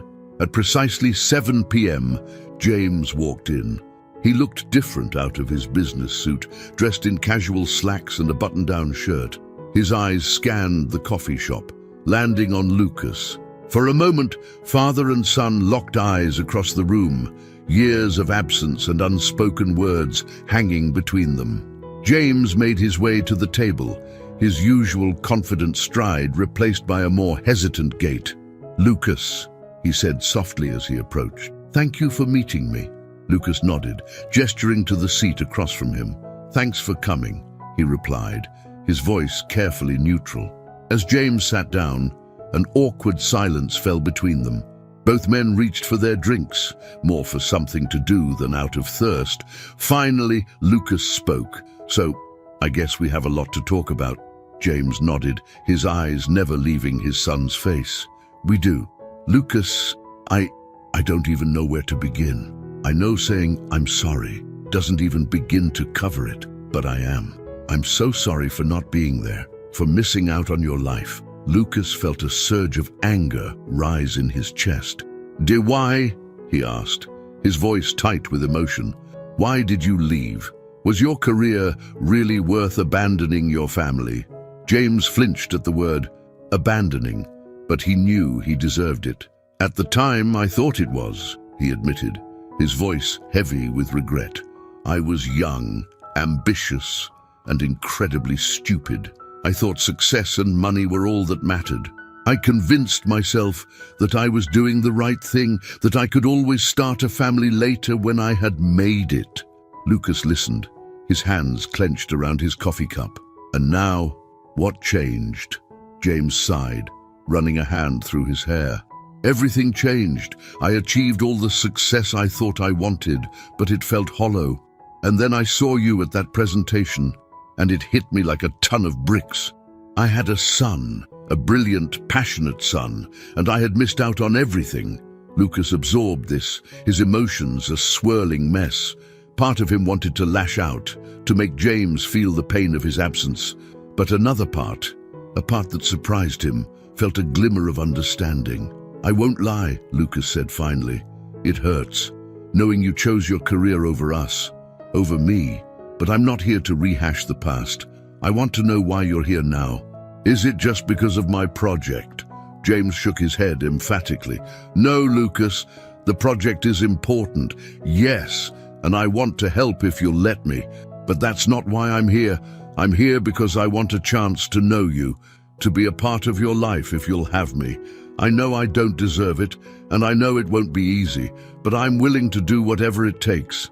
Lucas studied James's face, searching for any sign of insincerity. What he saw was a man grappling with regret, hope, and fear, emotions Lucas understood all too well. "I can't promise anything," Lucas said slowly. "I'm not ready to call you Dad, or pretend the past didn't happen, but I'm willing to try, to get to know you, to see where this goes." Relief washed over James's face. "That's more than I could have hoped for, Lucas. Thank you." As the conversation continued, they began to navigate the treacherous waters of their shared history and unknown future. Lucas spoke about his childhood, about the challenges of growing up without a father. James listened, his heart breaking with each story of missed father-son moments. In turn, James shared stories of his own life, of the emptiness he had felt even at the height of his success. He talked about seeing Lucas at the presentation, about the immediate connection he had felt. As the evening wore on, the tension between them began to ease slightly. They weren't quite comfortable with each other, but the hostility that had marked their first encounter had softened into something more like cautious curiosity. Finally, Lucas brought up the topic that had been hovering in the background. "So, about my project. You said some of your board members want to shut it down." James nodded, his expression turning serious. "Yes, some of the old guard see it as too risky, too much of a departure from our usual investments. But I believe in your vision, Lucas. If you'll let me, I want to fight for it." Lucas hesitated. He had worked so hard on this project, poured his heart and soul into it. The thought of it being shut down before it even got started was painful. But accepting help from James felt like a big step. I appreciate that," Lucas said slowly, "but I need to think about it. This project is important to me, and I don't want to jeopardize it by mixing in personal complications." James nodded, understanding in his eyes. "Of course, take all the time you need. The offer stands, no strings attached. Whether you want my help with the project or not doesn't change my desire to be a part of your life." As they prepared to leave the coffee shop, both men felt the weight of the conversation they had just had. It wasn't a fairy tale reconciliation. There were still hurts to heal, trust to build, but it was a start. "Thank you for meeting me, Lucas," James said as they stood. "I know this isn't easy, and I appreciate your willingness to give me a chance." Lucas nodded, a small smile tugging at the corners of his mouth. "It's not easy," he agreed. "But I'm glad we talked. I can't promise anything, but I'm willing to see where this goes." As they parted ways outside the coffee shop, both father and son felt a mixture of hope and trepidation. The road ahead was uncertain, filled with potential pitfalls and painful conversations. But there was also the possibility of healing, of forging a connection that had been missing for far too long. Lucas watched James disappear into the New York night, his mind whirling with everything they had discussed. He pulled out his phone, dialing a familiar number. "Mom," he said when Sophia answered. "Yeah, I just finished meeting with James. Can I come over? I think I need to talk." As Lucas made his way to his mother's apartment, James returned to his penthouse. He poured himself a drink, looking out over the city he had conquered. For the first time in years, the view didn't fill him with pride. Instead, he felt a burning desire to prove himself worthy of the second chance he had been given. The night settled over New York City, a blanket of stars hidden behind the glow of city lights.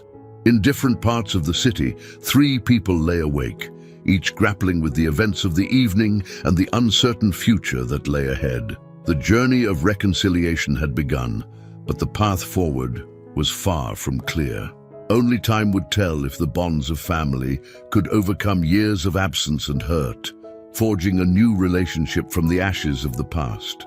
The morning sun crept through the blinds of Sophia's cozy apartment, casting warm stripes across the living room floor. Lucas sat on the familiar couch, a mug of coffee cooling in his hands as he recounted his meeting with James to his mother. Sophia listened intently, her eyes never leaving her son's face, reading the complex emotions that played across his features. "I don't know, Mom," Lucas sighed, running a hand through his disheveled hair.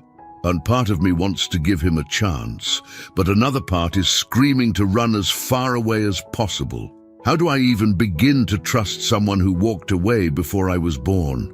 Sophia reached out, placing a comforting hand on her son's knee. "Oh, sweetheart, I wish I had all the answers for you, but this is something you'll have to figure out for yourself. I can't tell you whether to trust James or not." Lucas nodded, his brow furrowed in thought. "I know. It's just, he seems genuinely remorseful, and he wants to help with my project, but accepting his help feels like I'm condoning what he did. You know." Sophia was quiet for a moment, choosing her words carefully. "Lucas, accepting help doesn't mean you're forgiving or forgetting. It's okay to have complicated feelings about this. James made a terrible mistake, but he's trying to make amends now. That doesn't erase the past, but it might be a step towards a better future." As Lucas mulled over his mother's words, across town, James Carter was facing his own internal struggle.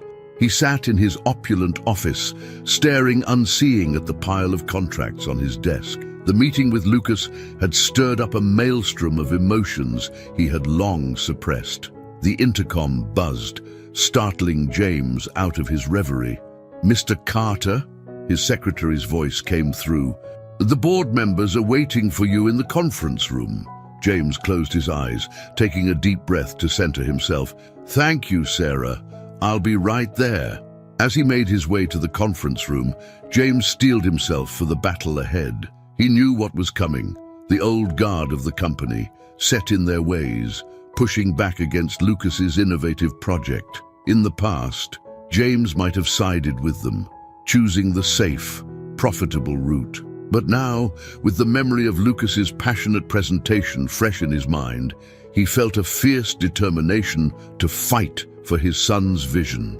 The conference room fell silent as James entered, all eyes turning to the man who had built this empire from the ground up. James took his seat at the head of the table, his face a mask of calm authority. "Gentlemen," he began, his voice steady and commanding, "and I understand there are concerns about the green energy project proposed by Lucas Mitchell, I'm here to address those concerns and explain why I believe this project is not just viable, but essential for our company's future. For the next hour, James fought tooth and nail for Lucas's project. He presented data, projections, and impassioned arguments about the importance of embracing sustainable energy. As he spoke, he felt a growing sense of pride, not in himself, but in Lucas. His son's brilliance and vision were undeniable, and James was determined to ensure that vision became a reality.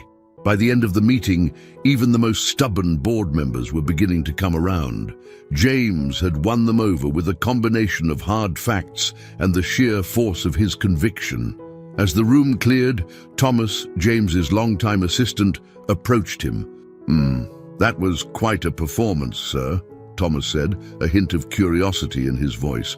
"I've never seen you fight so hard for a project before. If I didn't know better, I'd think this Lucas Mitchell was more than just another inventor to you." James hesitated, caught off guard by Thomas's perceptiveness.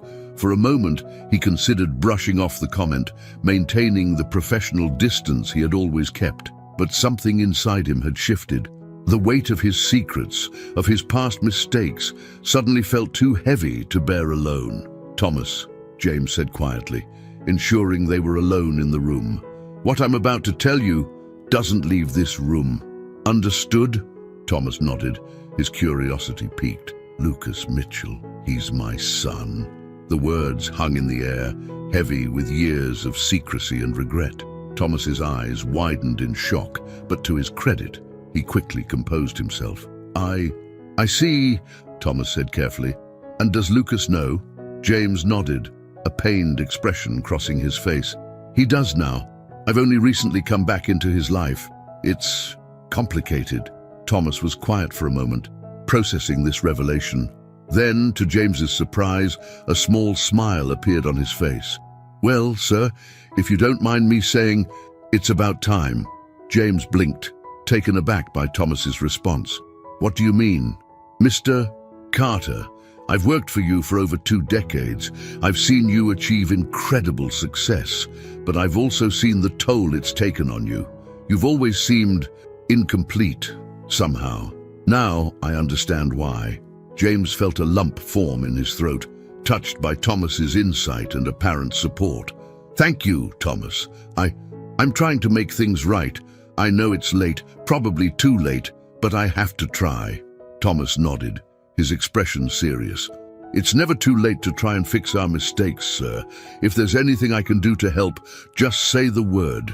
As James left the office that evening, he felt a strange mix of exhaustion and exhilaration. The board meeting had been a success. Lucas's project was safe, for now. But more than that, James felt like he had taken a step towards redemption.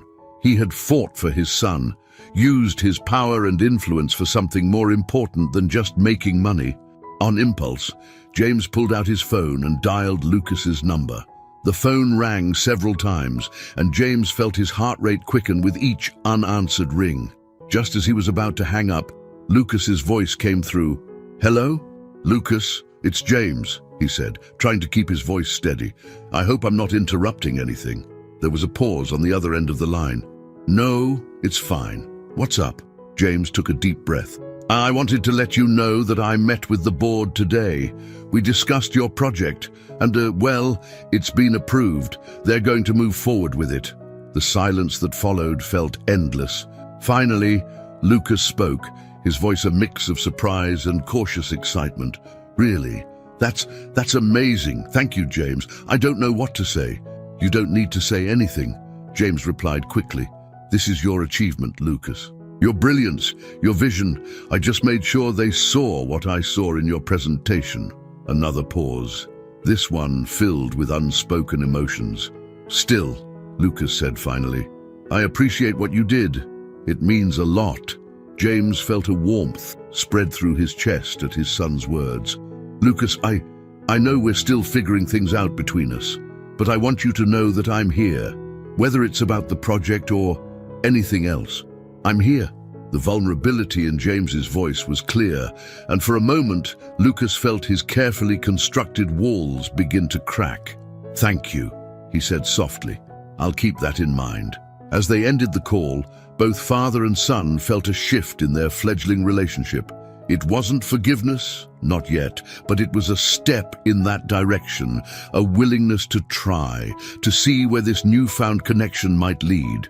Later that night, as the city lights twinkled outside his penthouse window, James found himself looking at old photos, pictures of himself and Sophia in happier times, before ambition had torn them apart. He lingered on one photo in particular, taken at a college party. Sophia was laughing, her head thrown back in joy, while James looked at her with unmistakable love in his eyes. For the first time in years, James allowed himself to really feel the weight of what he had lost, the life he could have had, the family he had thrown away. Tears burned in his eyes as the full impact of his choices hit him. "I'm so sorry," he whispered to the smiling faces in the photo. "I'm so sorry." Across town, in his small apartment, Lucas sat at his desk, poring over the details of his project. The news of the board's approval had lit a fire under him, and he was determined to make the most of this opportunity. But as he worked, his mind kept drifting back to James. The man who had been absent for so long was now fighting for him, using his considerable influence to make Lucas's dreams a reality. It was a strange feeling, gratitude mixed with lingering resentment, hope tinged with fear of being hurt again. Lucas's eyes fell on a framed photo on his desk, himself and Sophia at his college graduation. His mother's proud smile, the love shining in her eyes, reminded him of all she had sacrificed to raise him alone. And yet, she had never spoken ill of James, never poisoned Lucas against the father he had never known. With a sigh, Lucas picked up his phone and opened his text conversation with James. His fingers hovered over the keyboard as he debated what to say. Finally, he began to type. "James, I've been thinking about everything that's happened. I'm still processing it all, but I wanted to say thank you again for your help with the project. Maybe we could meet for coffee again soon. There's a lot more I'd like to know about you, about our family history. If you're up for it, Lucas." As he hit send, Lucas felt a mix of anxiety and cautious hope. He was taking a step into unknown territory, opening himself up to the possibility of a relationship with the father he had never known. It was terrifying and exhilarating all at once. In their respective homes, father and son stared out at the New York City skyline, each lost in thought about the past they shared and the future they might build. The road ahead was uncertain, fraught with potential pitfalls and painful confrontations. But for the first time, there was also a glimmer of hope, a chance to heal old wounds and forge a new kind of family bond. As the night deepened, the city that never sleeps pulsed with life around them. In its vast tapestry of lives and stories, a new chapter was beginning, one of redemption, forgiveness, and the enduring power of family ties, no matter how long they've been stretched or broken. The bustling streets of New York City were alive with the morning rush as James Carter made his way to the small cafe where he was set to meet Lucas. His heart raced with a mixture of anticipation and anxiety, emotions he was still getting used to after years of maintaining a cool, business-like demeanor. As he approached the daily grind, he caught sight of Lucas through the window, already seated at a corner table, his eyes focused on a laptop screen. James paused for a moment, taking in the sight of his son. The resemblance between them was undeniable, from the set of their jaws to the intensity of their gazes. But where James saw calculation and strategy in his own reflection, he saw passion and idealism in Lucas. It was a stark reminder of the different paths their lives had taken. Taking a deep breath, James entered the cafe. The rich aroma of coffee and freshly baked pastries filled the air as he made his way to Lucas's table. Lucas looked up as he approached, a small smile tugging at the corners of his mouth. "James," he said, closing his laptop. "Thanks for meeting me." James nodded, settling into the chair across from his son. "Of course, thank you for the invitation. I'm glad you wanted to talk more. There was a moment of awkward silence as both men searched for the right words. It was Lucas who finally broke it, his voice tinged with a mix of curiosity and caution. "I've been thinking a lot about everything," he began, his fingers idly tracing the rim of his coffee cup. "About you, about our family history. I realized there's so much I don't know. So many questions I've never had the chance to ask." James felt a surge of hope at Lucas's words. This was an opening, a chance to bridge the chasm between them. "I'm an open book, Lucas. Ask me anything you want to know." Lucas nodded, his brow furrowing slightly as he gathered his thoughts. "Tell me about your family. My grandparents, I guess. What were they like?" James leaned back in his chair, memories flooding back. "My father, your grandfather, was a hard-working man. He owned a small hardware store in Brooklyn. Honest to a fault, always preaching about the value of a day's work. My mother was a teacher, kind but stern. They were good people, but..." He trailed off, a hint of old pain creeping into his voice. Lucas leaned forward, intrigued. "But what?" James sighed, running a hand through his salt and pepper hair. "But they struggled, financially. I mean, we were never poor, exactly poor, but there were always worries about money. I grew up watching my parents scrimp and save, always just one bad month away from real trouble. I think that's where my drive for success came from. I never wanted to feel that kind of uncertainty again." Lucas absorbed this information, seeing James in a new light. "So that's why you were so focused on your career, to escape that kind of life?" James nodded, a rueful smile on his face. "Partly, yes, but it became more than that. It became an obsession. I convinced myself that success and wealth were the only things that mattered. I thought I was doing the right thing, securing a better future. But in the process, I lost sight of what really mattered." The pain in James's voice was palpable, and Lucas found himself moved despite his lingering resentment. "What about Mom? How did you two meet?" A soft smile spread across James's face, his eyes distant with memory. "We met in college. I was this ambitious, driven business major, and she was studying environmental science. Complete opposites in many ways, but there was an instant connection." Lucas couldn't help but smile at the warmth in James's voice. "What was she like back then?" "Passionate," James replied without hesitation. "So passionate about her causes, about making the world a better place. She had this fire in her eyes when she talked about her dreams. It was intoxicating. She made me want to be a better person, to think beyond just making money." The wistfulness in James's tone was unmistakable, and Lucas felt a pang of sadness for what might have been. "What happened? Why did you leave?" James's expression darkened, shame evident in the set of his shoulders. "I got an offer, a chance to join a prestigious firm on the West Coast. It was the opportunity of a lifetime, a fast track to everything I thought I wanted. Your mother, she begged me to stay, to choose our life together over my ambitions, but I was too blinded by the promise of success to see what I was throwing away." Lucas listened intently, his emotions a swirling mess of understanding and lingering hurt. "Did you ever regret it? Before you knew about me? I mean..."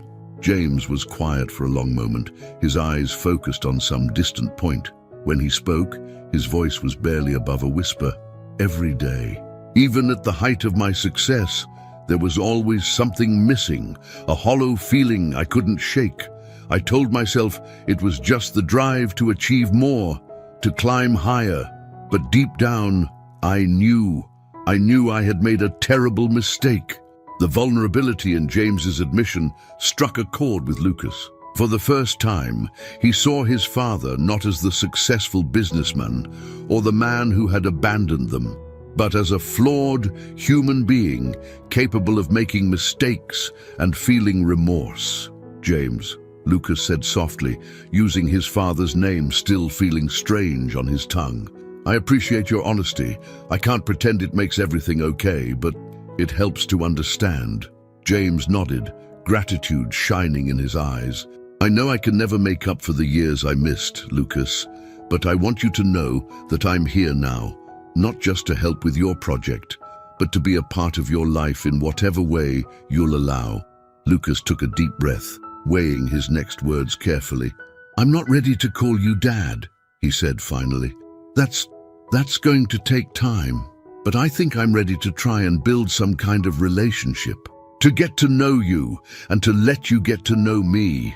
The smile that spread across James's face was one of pure joy, an expression Lucas had never seen on the usually composed businessman.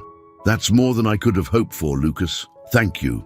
As their conversation continued, flowing more easily now, neither man noticed the figure watching them from across the street. Sophia stood in the shadow of a building, her heart a tangle of emotions, as she observed the father and son she had once dreamed would be a family.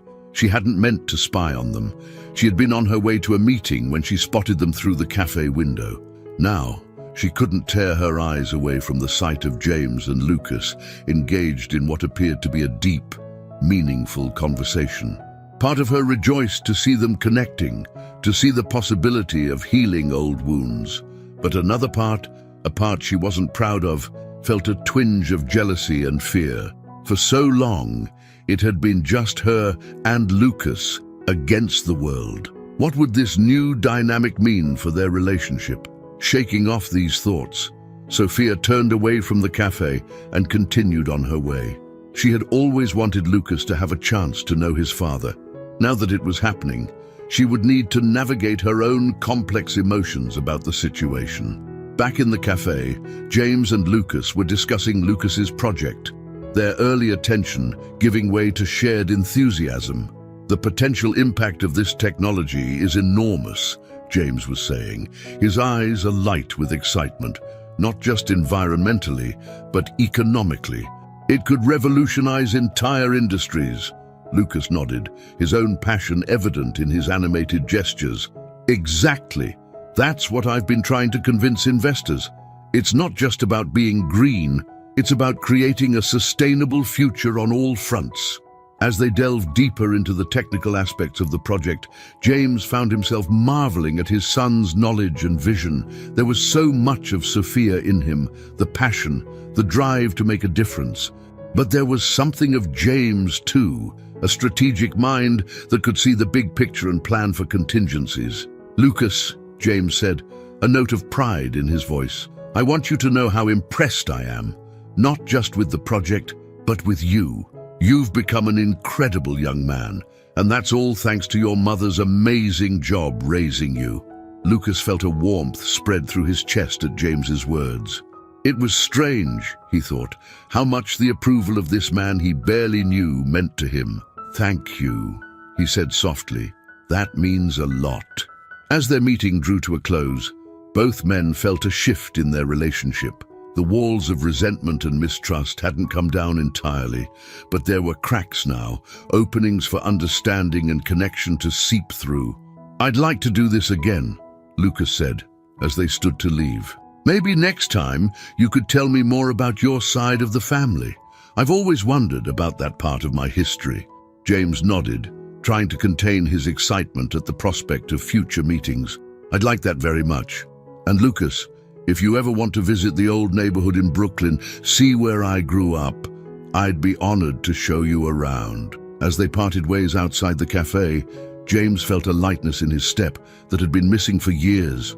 He had a long way to go to earn his place in Lucas's life, but for the first time, he felt like it might be possible. Lucas, for his part, found himself looking at the city with new eyes as he made his way home. The towering skyscrapers and bustling streets seemed to hold new possibilities, new stories waiting to be uncovered. He had spent so long defining himself by his mother's side of the family and his own achievements. Now there was a whole other half of his history to explore. As the day wore on, three souls in the vast tapestry of New York City found themselves at a crossroads. James, emboldened by the progress with his son, determined to prove himself worthy of this second chance. Lucas, cautiously opening himself up to the possibility of a relationship with his father, while grappling with what this meant for his identity.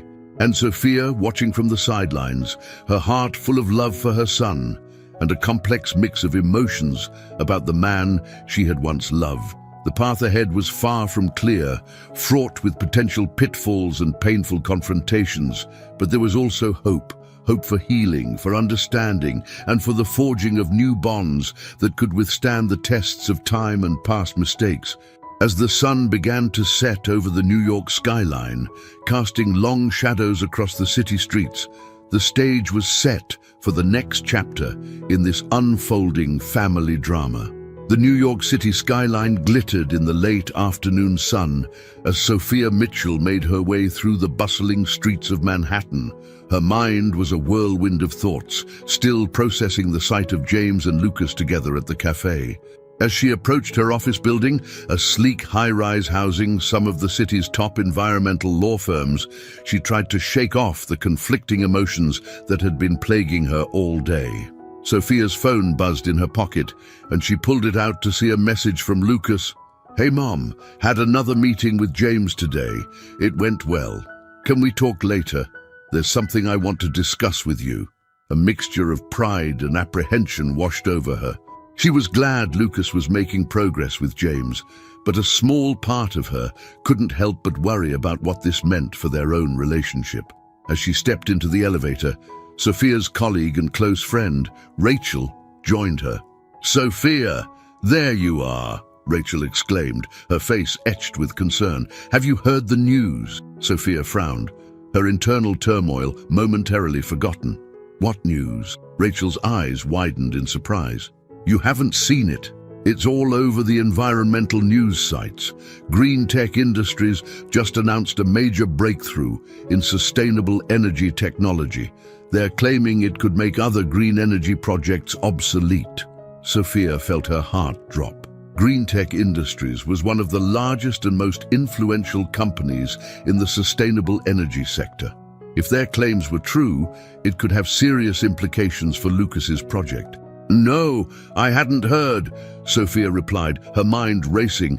"Do you have any details?" Rachel shook her head. "Not much beyond the press release, but they're holding a big press conference tomorrow to reveal more. It's got everyone talking." As they exited the elevator, Sophia's phone buzzed again. This time, it was a message from James. "Sophia, we need to talk. It's about Lucas's project. Can you meet me at my office in an hour?" Sophia stared at the message, a sense of foreboding settling over her. Whatever was happening, it was clear that Lucas's path forward had just become much more complicated. "Rachel, I'm sorry, but I need to reschedule our meeting," Sophia said, already turning back towards the elevator. "Something's come up with Lucas," Rachel nodded understandingly. "Of course. Let me know if you need anything." An hour later, Sophia found herself stepping into the imposing lobby of Carter Enterprises. The sleek, modern interior was a far cry from the cozy law offices she was used to. As she was escorted to James's office on the top floor, Sophia couldn't help but feel a twinge of resentment. This was the world James had chosen over their family all those years ago. James was waiting for her, his usually composed face etched with worry. "Ah, Sophia, thank you for coming," he said, gesturing for her to take a seat. "What's going on, James?" Sophia asked, cutting straight to the chase. "What's happened to Lucas's project?" James sighed, running a hand through his hair, a gesture so familiar it made Sophia's heart ache despite herself. "I assume you've heard about Green Tech's announcement." Sophia nodded, her jaw set. "Just the basics. But I'm guessing it's worse than it sounds." "I'm afraid so," James replied, his voice heavy. "I've got contacts in Green Tech, their new technology. It's revolutionary. If it performs as they claim, it could make Lucas's project obsolete before it even gets off the ground." Sophia felt a surge of protective anger. "But Lucas's work is brilliant. Surely there's still a place for it." James shook his head. "The market doesn't work that way, Sophia. You know that. If Green Tech's tech is as good as they say, investors will flock to it. Funding for competing projects will dry up overnight." Sophia stood up, pacing the large office. "So what do we do? We can't just let Lucas's dreams be crushed like this." James watched her, a familiar ache in his chest. Even after all these years, Sophia's fierce protectiveness of their son moved him deeply. "That's why I called you here. I have an idea. But you're not going to like it. Sophia turned to face him, her eyes narrowing. What is it? James took a deep breath. I want to buy out GreenTech's new technology, bring it under the Carter Enterprises umbrella. If we do that, we can integrate Lucas's work, make it part of a larger, more competitive project. Sophia stared at him, stunned. James, that would cost millions. James finished for her. Yes, I know, but I can do it. For Lucas. Sophia sank back into her chair, her mind reeling. And what would this mean for Lucas? For his role in the project? James leaned forward, his eyes intense. He would still be at the forefront. His ideas, his vision, they would be central to the project, but he'd have the backing of Carter Enterprises, the resources to really make it happen. Sophia was quiet for a long moment, processing the implications. And what about your board? Would they approve such a massive expenditure? A small smile played at the corners of James's mouth. Let me worry about the board. I can be very persuasive when I need to be.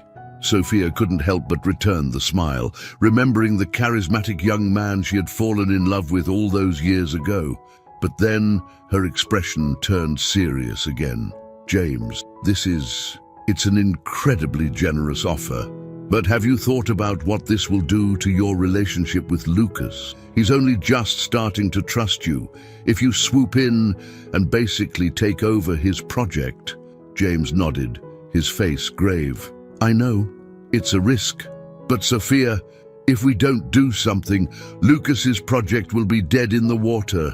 At least this way, his work has a chance to make a real impact. Sophia stood up again, moving to the large window that overlooked the city. The sun was setting now, casting a golden glow over the urban landscape. Somewhere out there, her son was probably still riding the high of his earlier meeting with James, unaware of the storm that was about to hit. We need to tell him, Sophia said finally, turning back to James. Together. He needs to hear this from both of us. James nodded, relief evident on his face. Agreed. Can you ask him to come to my office tomorrow morning? We can break the news about GreenTech and present my proposal. As Sophia left James's office, her emotions were in turmoil. Part of her was grateful for James's willingness to go to such lengths for Lucas. But another part couldn't help but worry about the complications this would bring to their already fragile family dynamic. She pulled out her phone and dialed Lucas's number. When he answered, she tried to keep her voice steady. Hey, sweetheart. About that talk you wanted to have. How about we do it over breakfast tomorrow? There's something important we need to discuss with you. The next morning, Lucas arrived at Carter Enterprises, a mixture of excitement and nervousness coursing through him. The message from his mother had been cryptic, and he couldn't shake the feeling that something big was about to happen. As he was escorted to James's office, Lucas tried to prepare himself for whatever news awaited him. But nothing could have prepared him for the sight that greeted him when he entered the room. James and Sophia were both there, sitting side by side on a plush leather couch. The sight of his parents together, in this setting, was so surreal that Lucas momentarily forgot to breathe. Lucas, Sophia said, standing to greet him with a hug, thank you for coming. We have something important to discuss with you. As Lucas took a seat across from his parents, James began to explain the situation with GreenTech. With each word, Lucas felt his dreams slipping away. The project he had poured his heart and soul into, the vision he had fought so hard for, was on the brink of becoming obsolete. But then James presented his proposal. As he outlined his plan to buy out GreenTech's technology and integrate Lucas's work, Lucas felt a whirlwind of emotions. Shock at the scale of what James was proposing, gratitude for his willingness to go to such lengths, and a nagging sense of unease about what this would mean for his own role in the project. I don't know what to say, Lucas finally managed, his voice barely above a whisper. It's incredible, James, but it's also terrifying. What if I'm not ready for something this big? Sophia reached out, taking her son's hand. Lucas, sweetheart, you are more than ready. Your work is brilliant, and with the right resources behind it, it could change the world." James nodded in agreement. "She's right, Lucas. I've seen what you can do. This isn't about me taking over your project. It's about giving you the platform you need to really make a difference."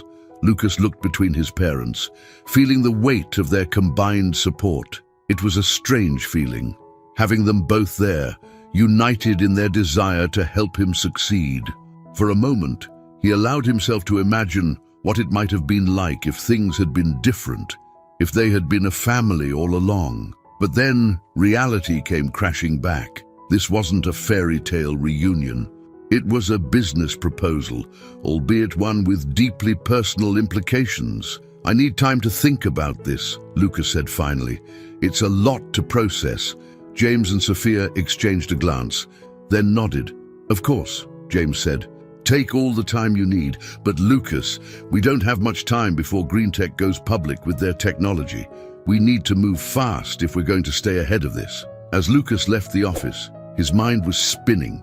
He had come here expecting a simple breakfast meeting, and instead, his entire world had been turned upside down. Again, outside, the busy streets of New York seemed oblivious to the drama unfolding in the lives of the Carter Mitchell family.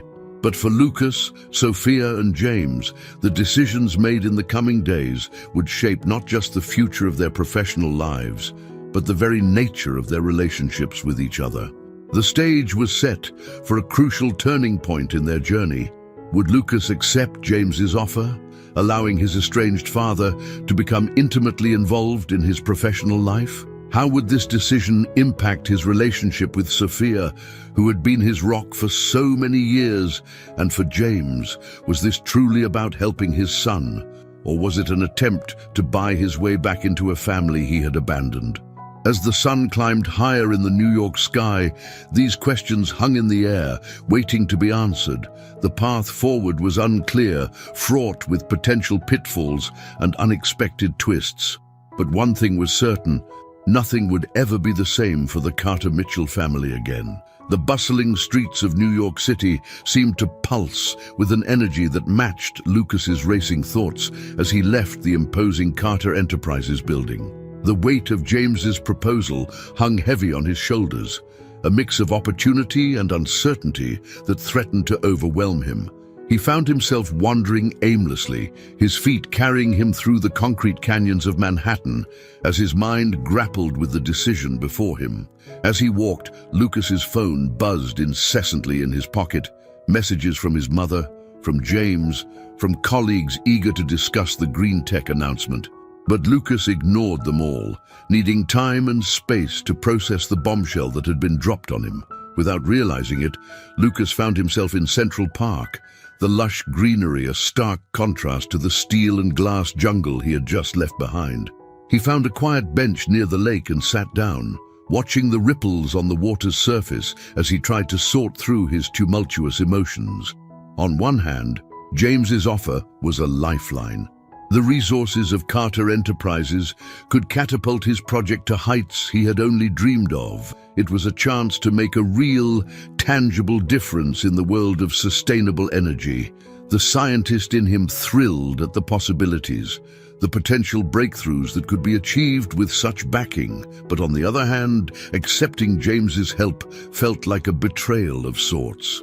For years, it had been just him and his mother against the world.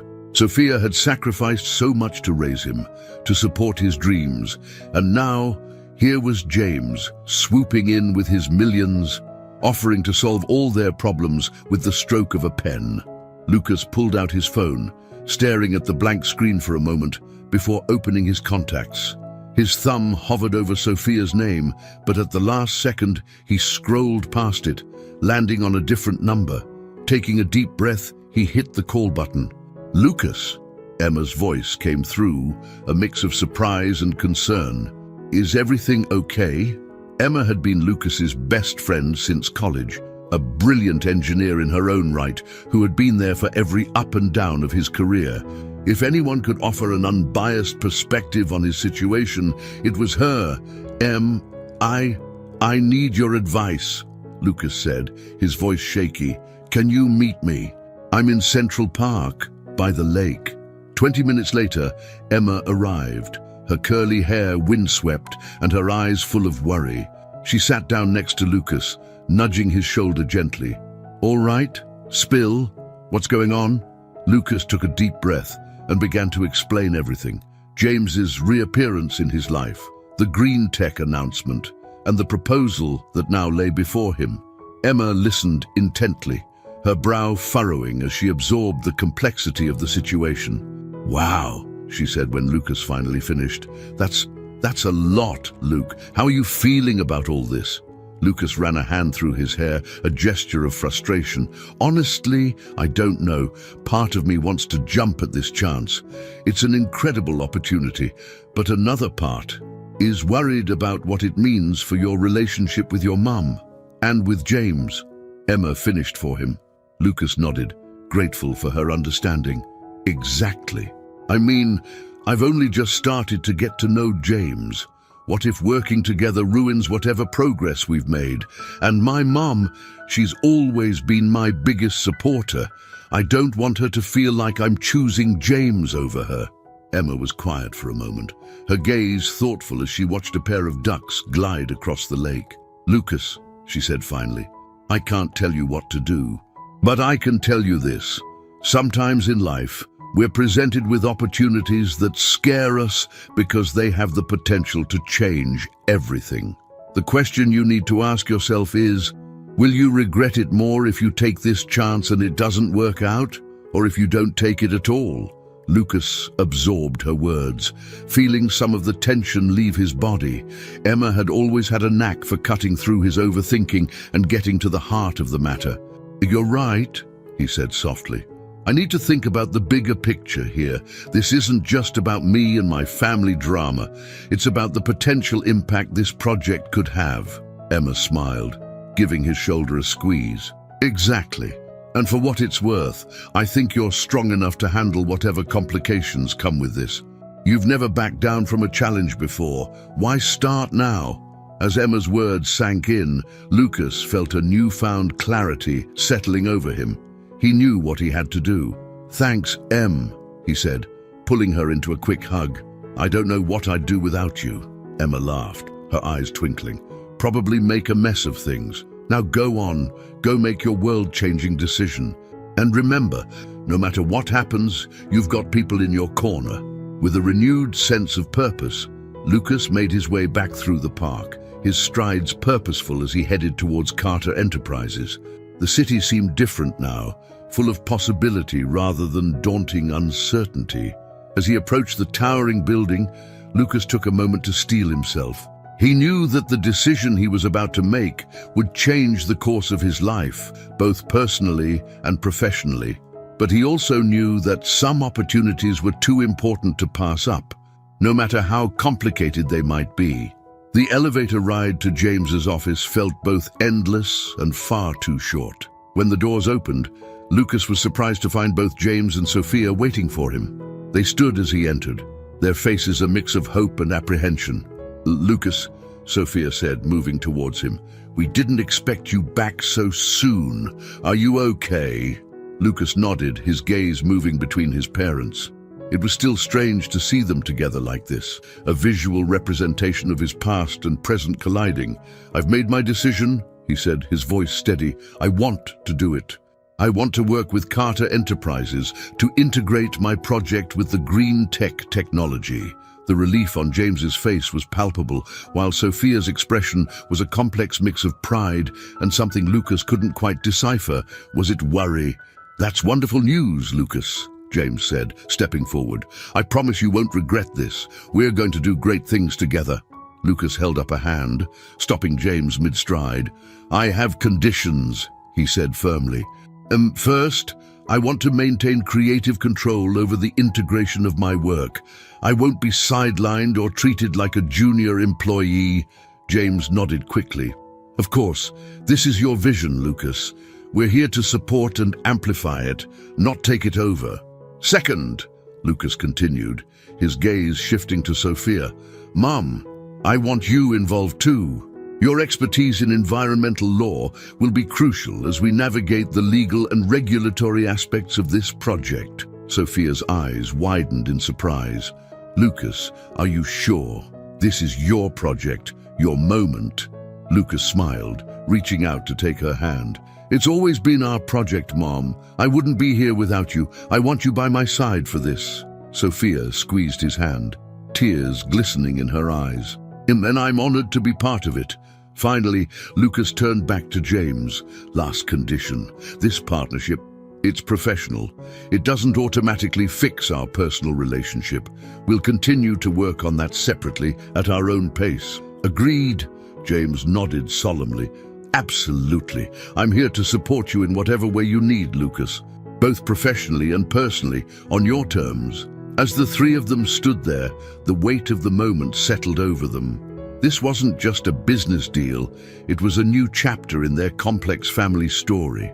The road ahead would be challenging, filled with potential pitfalls and unexpected twists. But there was also hope. Hope for healing, for success, and for a future none of them could have imagined just a few weeks ago.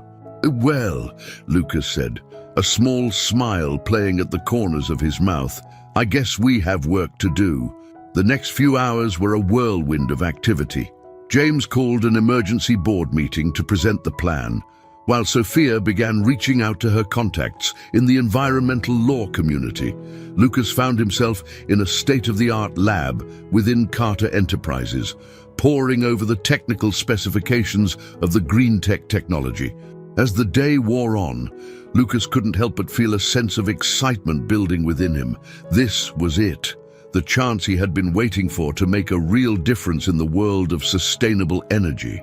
And despite the complicated emotions surrounding his newfound relationship with James, he couldn't deny the thrill of working alongside someone with such vast experience and resources. Late that evening, as the New York City skyline twinkled outside the windows of James's office, the three of them sat together, reviewing the progress they had made. The atmosphere was charged with a mixture of exhaustion and exhilaration. "I think we've made a good start," James said, leaning back in his chair. "The board is cautiously optimistic about the merger, and our legal team is already working on the acquisition of Green Tech's technology." Sophia nodded, her eyes bright with excitement despite the late hour. "And I've got meetings set up with some key players in the regulatory field. We're going to need their support to fast-track some of these innovations." Lucas looked between them, a warmth spreading through his chest. For the first time, he could see the potential of what they could achieve together. It wasn't just about the project anymore. It was about forging a new kind of relationship, one built on mutual respect and shared goals. "I have to admit," Lucas said, a hint of wonder in his voice, "this is not how I expected my week to go when I woke up this morning." James chuckled, shaking his head. "Life has a way of surprising us, doesn't it? I never thought I'd have the chance to work with my brilliant son on a project that could change the world." The word son hung in the air for a moment, its weight palpable. But instead of the tension Lucas might have expected, he felt a strange sense of rightness. It wasn't forgiveness, not yet, but it was a step in that direction. As they prepared to call it a night, Sophia pulled Lucas aside. "Are you sure about this, sweetheart?" she asked, her voice low. "Indeed, it's not too late to change your mind if you're having second thoughts." Lucas smiled, pulling his mother into a hug. "I'm sure, Mom. It's going to be complicated and probably messy at times, but I think this is the right path. And having you here makes it all feel right, somehow." Sophia held him tight, her heart full of love and pride for the man her son had become. "I'm so proud of you, Lucas. Just remember, no matter what happens with this project or with James, you'll always have me. Always." As they left the office, stepping out into the warm New York night, Lucas felt a sense of anticipation for what lay ahead. The path forward was uncertain, filled with potential obstacles and challenges, but for the first time in a long time, he felt like he was exactly where he was meant to be. The city stretched out before them, a vast tapestry of lights and possibilities, And somewhere in that urban jungle, the future of sustainable energy and the future of the Carter-Mitchell family was waiting to be written. It was a future that held the promise of innovation, reconciliation, and perhaps, in time, the healing of old wounds. As Lucas hailed a cab, he caught sight of his reflection in a nearby window. The man staring back at him looked different somehow, older, more confident, ready to take on the world. With a small smile, Lucas realized that this was just the beginning of his journey. The real adventure was about to begin. The early morning sun cast long shadows across the bustling streets of New York City as Lucas made his way to Carter Enterprises. It had been 2 weeks since he had agreed to work with James on integrating his project with the green tech technology, and the days had been a whirlwind of activity.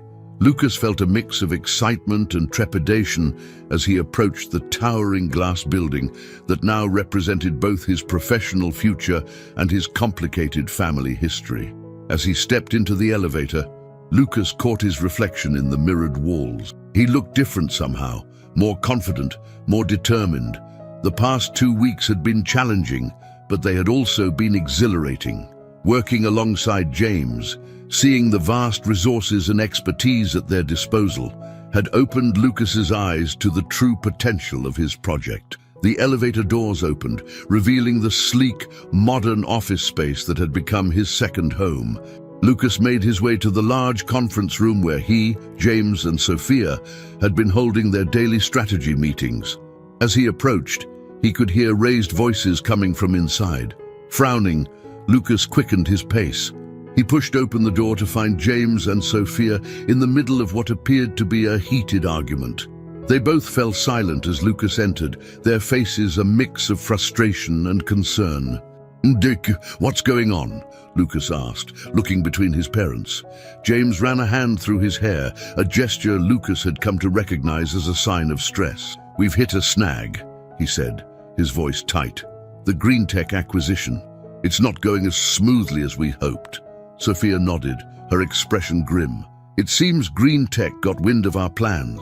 They're playing hardball, threatening to go public with their technology before we can finalize the deal." Lucas felt his heart sink. The entire project hinged on acquiring green tech's breakthrough technology. Without it, they would be back at square one, Dick, with Lucas's work in danger of becoming obsolete before it even had a chance to make an impact. "What are our options?" Lucas asked, trying to keep his voice steady. James sighed, collapsing into one of the plush conference room chairs. "We could try to outbid them, offer more money to speed up the acquisition, but that would put a serious strain on our resources, potentially jeopardizing other aspects of the project." Sophia leaned against the conference table, her brow furrowed in thought. "Or we could try to negotiate, see if we can find a compromise that works for both parties. But that would take time we might not have if green tech is serious about going public." Lucas listened to their options, his mind racing. This was the kind of high-stakes business maneuvering he had never had to deal with before. For a moment, he felt overwhelmed, out of his depth in this world of corporate chess. But then, a memory surfaced. A late-night conversation with Emma, his best friend and fellow engineer. They had been discussing theoretical applications of Lucas's technology, pushing the boundaries of what they thought was possible. At the time, it had seemed like a fun intellectual exercise. Now, it might be the key to saving their project. "Wait!" Lucas said, his voice cutting through the tension in the room. "What if we don't need green tech's technology at all?" James and Sophia turned to him, identical expressions of confusion on their faces. "And what do you mean?" James asked. Lucas took a deep breath, organizing his thoughts.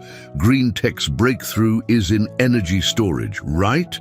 That's what makes their technology so revolutionary. But what if we could achieve the same results, or even better, using a completely different approach?" He moved to the whiteboard that dominated one wall of the conference room, picking up a marker. As he began to sketch out diagrams and equations, Lucas felt a familiar excitement building in his chest. This was what he lived for, the thrill of innovation, of pushing the boundaries of what was possible. I'd see, if we combine the principles of quantum entanglement with my work on sustainable energy generation, we might be able to create a system that doesn't just store energy more efficiently, but actually generates it in a way that's completely sustainable and scalable. James and Sophia watched in amazement as Lucas outlined his idea. It was bold, innovative, and potentially game-changing, but it was also highly theoretical, with no guarantee of success. Lucas, Sophia said carefully, this is brilliant, but can we really pivot the entire project based on an untested theory? James nodded in agreement. The board is already nervous about the green tech situation. If we tell them we're abandoning that acquisition to pursue an unproven technology, Lucas turned to face them, his eyes blazing with determination. I know it's a risk, but isn't that what innovation is all about?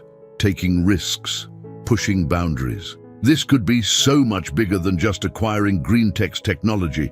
We could create something entirely new, something that could revolutionize the entire field of sustainable energy. There was a moment of silence as James and Sophia absorbed Lucas's words. Then, slowly, a smile spread across James's face. You know, he said, a hint of pride in his voice. You remind me of myself at your age. Always pushing for the big ideas, the game changers. Sophia shot James a look, a mix of exasperation and fondness. That's what worries me, she said, but there was a smile tugging at the corners of her mouth. Lucas looked between them, feeling a strange sense of connection. For the first time, he could see echoes of himself in both of his parents. Sophia's passion for making a difference, James's drive to think big and take risks. So, Lucas said, his heart racing, what do you think? Are we ready to take this leap? James stood up, moving to stand beside Lucas at the whiteboard. He studied the equations and diagrams, his expression thoughtful. It's risky, he said finally, but I've built my entire career on taking calculated risks. If you truly believe in this, Lucas, then I'm with you. Sophia joined them, her eyes scanning the complex formulas. From a legal standpoint, this could actually work in our favor. If we're developing entirely new technology, we won't be bound by the same regulatory hurdles we would have faced with the green tech acquisition. Lucas felt a surge of excitement and gratitude. So we're doing this. We're really going to try.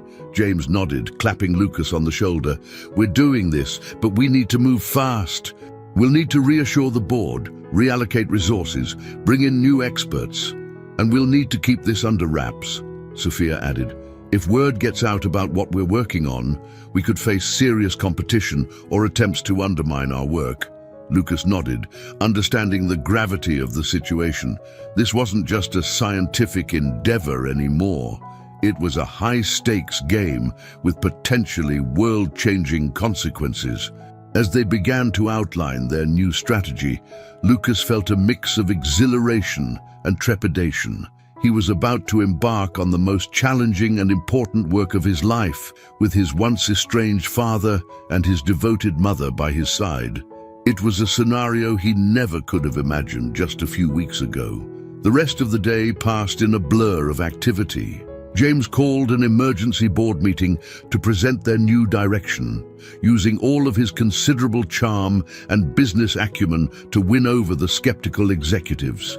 Sophia began the complex process of reorienting their legal strategy, working to protect their new intellectual property while navigating the murky waters of energy regulation. And Lucas threw himself into the work with a passion he had never felt before. He assembled a team of the brightest minds from Carter Enterprises, explaining his vision and coordinating their efforts. As the sun began to set over the New York skyline, Lucas found himself standing in a state-of-the-art lab, surrounded by whiteboards covered in equations and diagrams. He was so engrossed in his work that he didn't notice James enter the lab until his father spoke. "You know," James said softly, "I always dreamed of moments like this, working side by side with my son, taking on the world together." Lucas turned, surprised by the vulnerability in James's voice. "Really? Even when you were gone?" James finished, a hint of sadness in his eyes, especially then. I told myself that someday, when I had achieved enough success, I would come back and be the father you deserved. But I realize now how foolish that was. I missed so much, hurt so many people. Lucas felt a lump form in his throat. It was still strange to see this side of James, not the confident businessman, but a man grappling with regret and trying to make amends. "We can't change the past," Lucas said finally, "but maybe we can build something new. Together." James nodded, blinking back tears. "I'd like that, Lucas. More than you know." As they stood there in the quiet lab, surrounded by the fruits of their shared passion for innovation, Lucas felt a shift in his relationship with James. It wasn't forgiveness, not yet, but it was a step towards understanding, towards building the kind of father-son bond he had always longed for. The moment was interrupted by Sophia's arrival. She took in the scene before her, James and Lucas standing side by side, surrounded by the evidence of their shared brilliance, and felt a complex mix of emotions: pride in her son, cautious hope for the future, and a lingering ache for what might have been. "The board's on board," she announced, her voice cutting through the emotional tension. "We've got the green light to proceed with the new direction." Lucas and James exchanged a look of excitement and determination. This was it. The real work was about to begin. As the three of them left the lab that night, stepping out into the warm New York evening, Lucas felt a sense of anticipation, unlike anything he had experienced before. They were embarking on a journey that could change the world, fraught with challenges and potential pitfalls.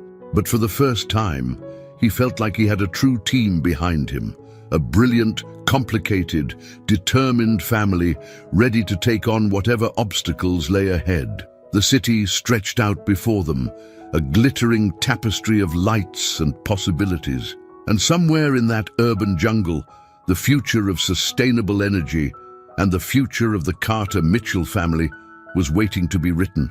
It was a future that held the promise of innovation, reconciliation, and perhaps, in time, the healing of old wounds. As they parted ways for the night, each heading to their respective homes, Lucas couldn't help but feel that this was just the beginning. The real challenges, the true tests of their newfound family bond and their innovative vision were yet to come. But for now, he allowed himself to bask in the glow of possibility, ready to face whatever the dawn might bring. The New York City skyline glowed in the early morning light as Lucas made his way to Carter Enterprises. It had been a month since they had pivoted their Project E, abandoning the green tech acquisition in favor of Lucas's groundbreaking idea. The past weeks had been a whirlwind of activity, filled with long days and even longer nights as they raced to turn theory into reality. As Lucas entered the building, he couldn't help but feel a sense of pride.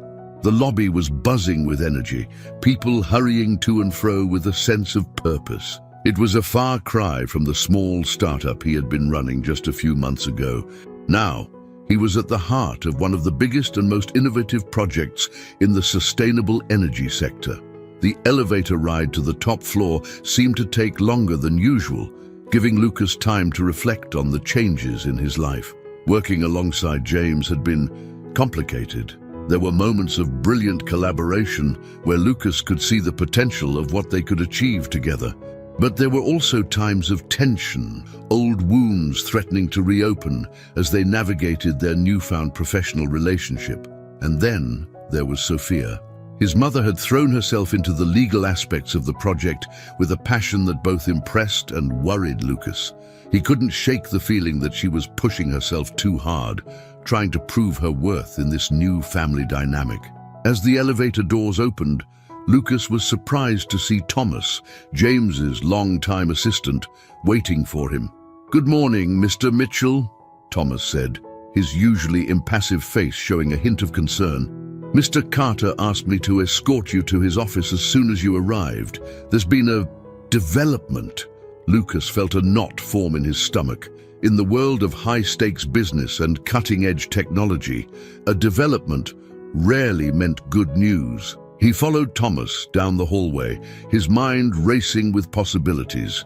When they reached James's office, Lucas was surprised to find not just James, but also Sophia and several members of the board already gathered. The tension in the room was palpable. "Lucas," James said, his voice tight with stress, "thank you for coming so quickly. We have a situation." Sophia moved to Lucas's side, placing a comforting hand on his arm. "It's about the project, sweetheart." "There's been a leak." Lucas felt his heart drop. "A leak? What kind of leak?" One of the board members, an older man named Harrison, spoke up. "Someone has been feeding information about our new direction to green tech. They know about your theoretical work on quantum entanglement and sustainable energy generation." The room seemed to spin around Lucas. This was a nightmare scenario.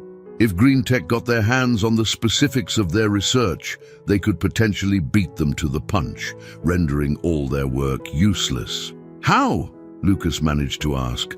"How could this happen?" James shook his head, frustration evident in every line of his face. "We don't know. We've implemented every security measure possible, but somehow, information is still getting out." Sophia squeezed Lucas's arm gently. "We have our cybersecurity team working around the clock to trace the leak, but in the meantime, we need to decide how to proceed."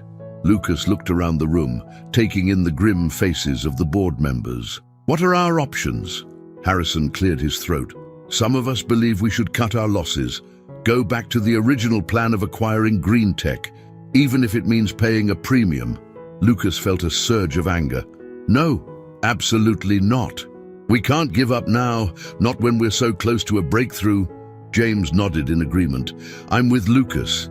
We've come too far to back down now, but we need to find this leak, and fast." As the discussion continued, Lucas found his mind wandering. Who could be behind this? Who had access to enough information to pose a real threat? And more importantly, why would someone within Carter Enterprises want to sabotage their own project? Suddenly, a thought struck him. "Wait," he said, interrupting the ongoing debate. What if the leak isn't coming from inside Carter Enterprises at all?"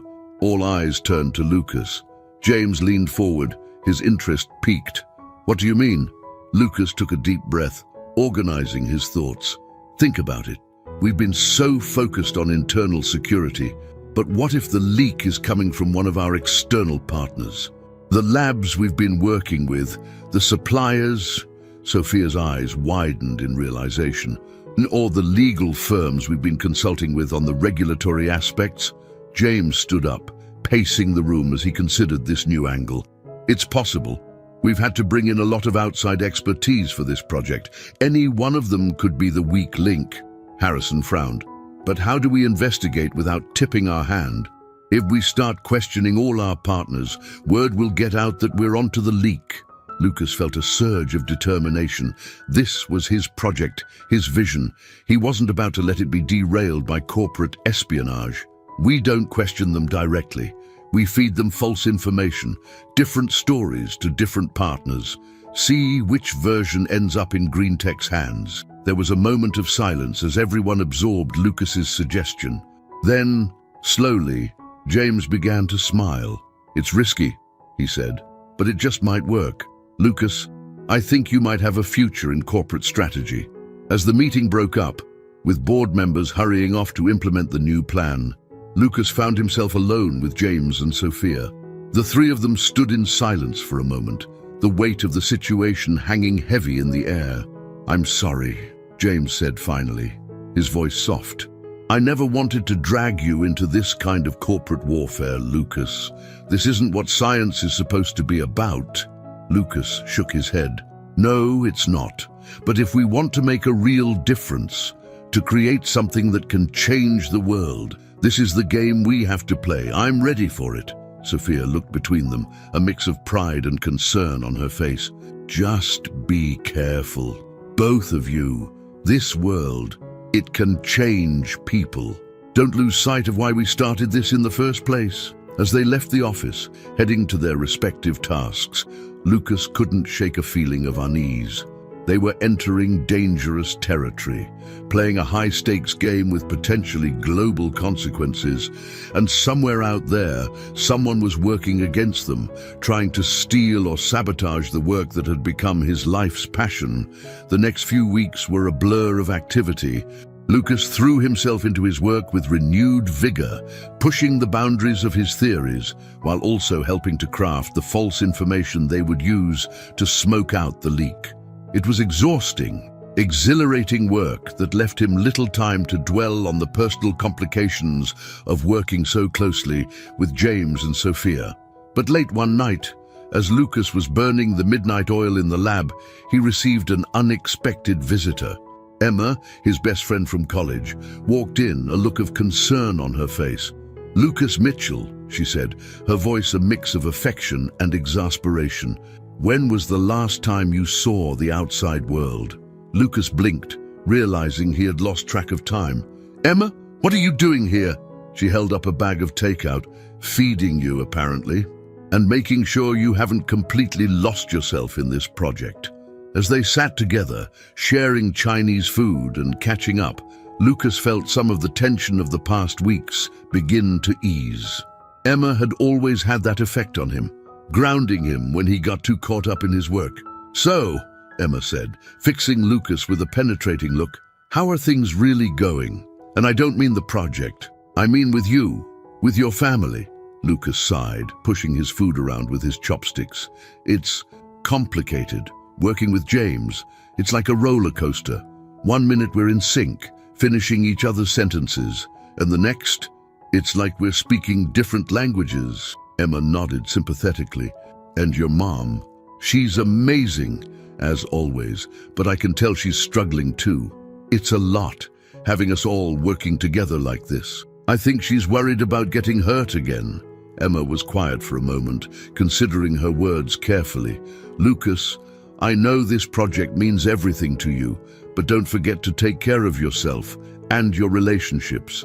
Success won't mean much if you lose yourself along the way." Lucas nodded, grateful for Emma's perspective. As she left, promising to drag him out for a proper meal soon, Lucas found himself reflecting on the past few months. He had gained so much, a chance to work on groundbreaking technology, a relationship with the father he never knew, but at what cost? As he turned back to his work, Lucas made a silent promise to himself. He would see this project through, would fight to make his vision a reality, but he wouldn't let it consume him. He owed it to himself, to his mother, and even to James, to find a balance between his professional ambitions and his personal life. Little did Lucas know, as he bent over his equations late into the night, that the real challenges were yet to come. The hunt for the leak was about to take an unexpected turn, one that would test not just his scientific acumen, but the very foundations of his newfound family bonds. Across town, in a dimly lit office, a figure hunched over a computer, poring over the latest stolen data from Carter Enterprises. A phone rang, breaking the silence. "Yes," the figure answered. "We need more," a distorted voice demanded. "Whatever they're working on, it's big. We need everything you can get." The figure sighed, a hint of reluctance in their voice. "I'll do what I can, but I'm telling you, they're getting suspicious. This might be the last batch I can get safely. Just get it done."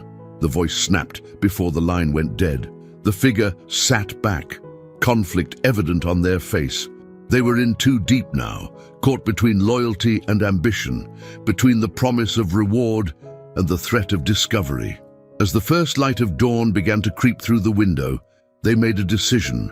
One last job, one final betrayal, and then they would be out for good. Little did they know that their actions were about to set in motion a chain of events that would shake the foundations of Carter Enterprises, test the limits of family loyalty, and potentially change the course of sustainable energy research forever.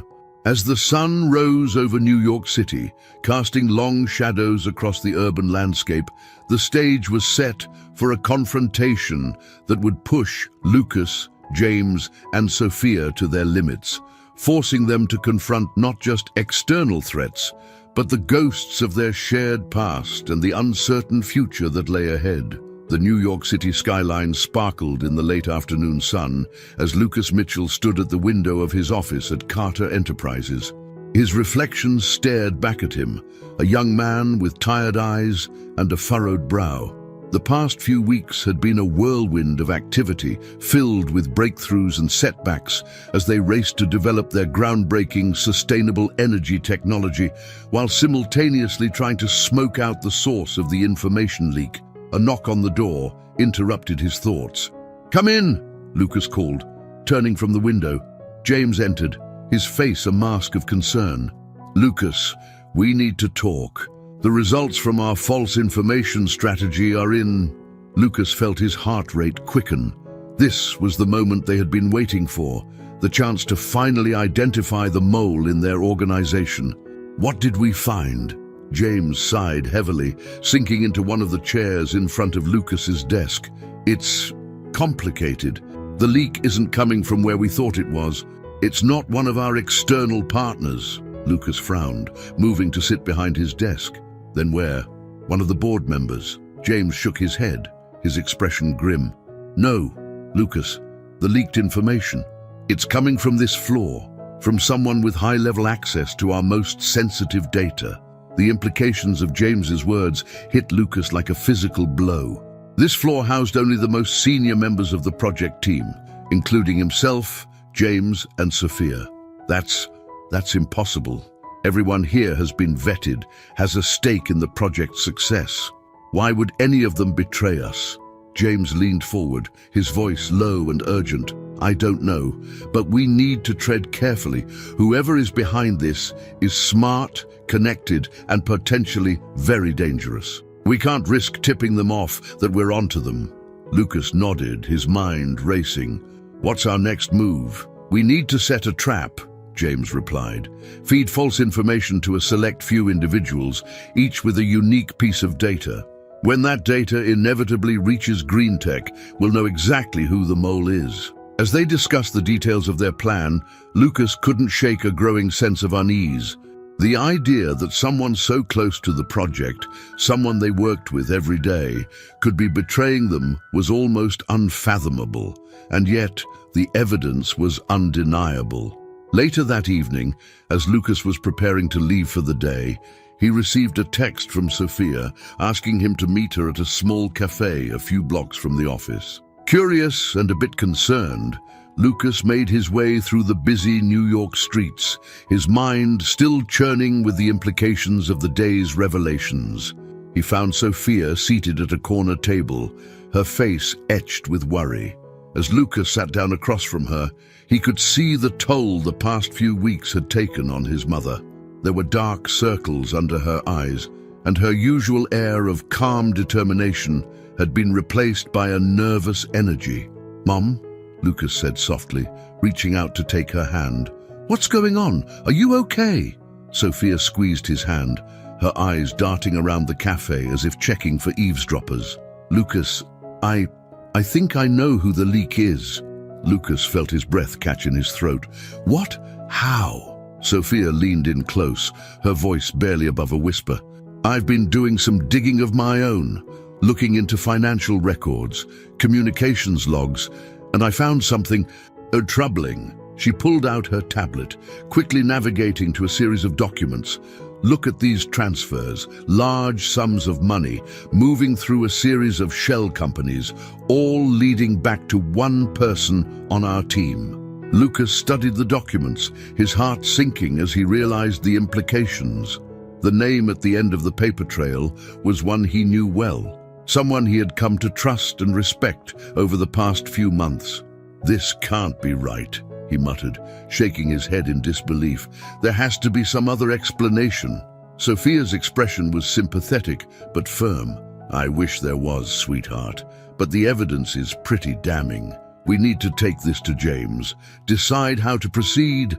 As they left the cafe, neither of them noticed the figure watching from across the street, hidden in the shadows of a nearby alley. The observer pulled out a phone, quickly dialing a number. "Do they know?" the figure said tersely. "Or at least, they suspect. We need to accelerate the timeline." Back at Carter Enterprises, James was working late, poring over the latest test results from their prototype. The breakthrough they had been hoping for was tantalizingly close, but there were still significant hurdles to overcome. A soft knock on his office door pulled him from his thoughts. "Come in," he called, expecting it to be one of the night shift engineers. Instead, it was Thomas, his longtime assistant. The older man's face was drawn, his usual composure replaced by an air of nervous agitation. "Thomas," James said, standing up in concern. "What is it? What's wrong?" Thomas closed the door behind him, his hands shaking slightly. "Mr. Carter, James, there's something I need to tell you. Something I should have told you a long time ago." James felt a chill run down his spine. He had known Thomas for years, had trusted him with the most sensitive aspects of his business and personal life. "Thomas, you're scaring me. What's going on?" Thomas took a deep breath, seeming to steel himself. "It's about the leak. I know who's behind it because I've been helping them." The world seemed to tilt on its axis as James absorbed Thomas's words. "You? But why? How could you do this?" Thomas's face crumpled, years of guilt and stress etched in every line. It wasn't supposed to be like this. At first it was just small things, harmless information, but then they wanted more and more. I tried to stop, but they threatened my family. I didn't know what to do. James sank back into his chair, his mind reeling. "Who? Thomas? Who's behind this?" Before Thomas could answer, the office door burst open. Lucas and Sophia rushed in, their faces flushed with excitement and worry. "Dad!" Lucas exclaimed, then stopped short at the sight of Thomas. "Oh, I'm sorry, we didn't mean to interrupt." James looked between Thomas and his family, feeling as though he was standing on the edge of a precipice. "It's all right," he said slowly. "I think we all need to hear what Thomas has to say." As Thomas began to explain, haltingly at first and then with increasing urgency, the full scope of the conspiracy began to unfold. It wasn't just green tech behind the attacks on their project. There was a larger player involved, a shadowy conglomerate with ties to the fossil fuel industry that saw their sustainable energy breakthrough as a threat to their profits. "They have people everywhere," Thomas said, his voice shaking. "In green tech, in the regulatory agencies, even on our own board. They've been working to undermine us from the start." Lucas felt as though the floor had dropped out from under him. All their work, all their dreams of changing the world, and they had been fighting against an invisible enemy the entire time. Sophia, ever the pragmatist, was the first to recover. "We need to go to the authorities," she said firmly. "With Thomas's testimony and the evidence we've gathered, we can bring this whole operation down." James nodded slowly, his eyes never leaving Thomas. "You're right, but we need to be careful.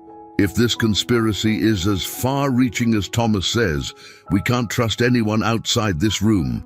As they began to formulate a plan, Lucas found himself watching his parents. Despite the shock and betrayal they had just experienced, they were working together seamlessly, their years of separation seeming to melt away in the face of this crisis. For a moment, Lucas allowed himself to imagine what it might have been like if things had been different, if they had been a family all along. But he quickly pushed the thought aside. They couldn't change the past, but they could shape the future. And right now, that future was hanging in the balance. As the night wore on, the four of them worked tirelessly, compiling evidence, making contingency plans, and preparing for the fight of their lives.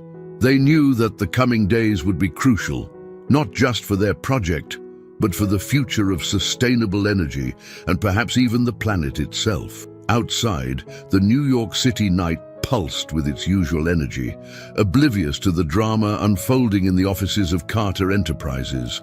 But as the first light of dawn began to creep over the horizon, Lucas, James, Sophia, and Thomas stood united, ready to take on the forces that sought to destroy everything they had worked for. The stage was set for a final confrontation, one that would test not just their scientific and business acumen, but the strength of their newfound family bonds. As they prepared to leave the office and set their plan in motion, Lucas caught his reflection in the window once more. The tired, worried young man from the previous evening was gone, replaced by someone with a steely determination in his eyes.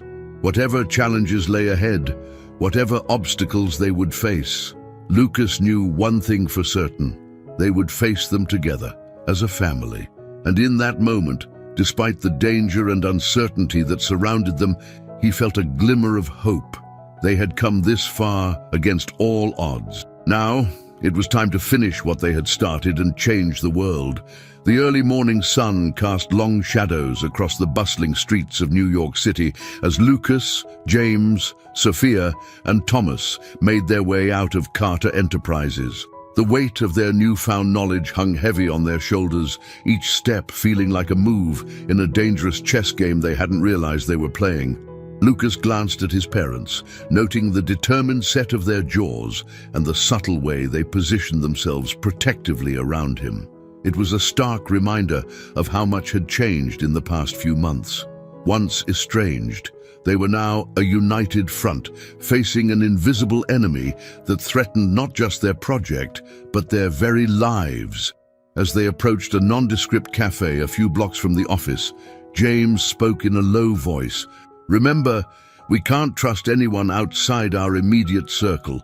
From now on, we operate as if everyone is a potential threat." Sophia nodded, her eyes scanning the street for any signs of surveillance. "We need to move quickly.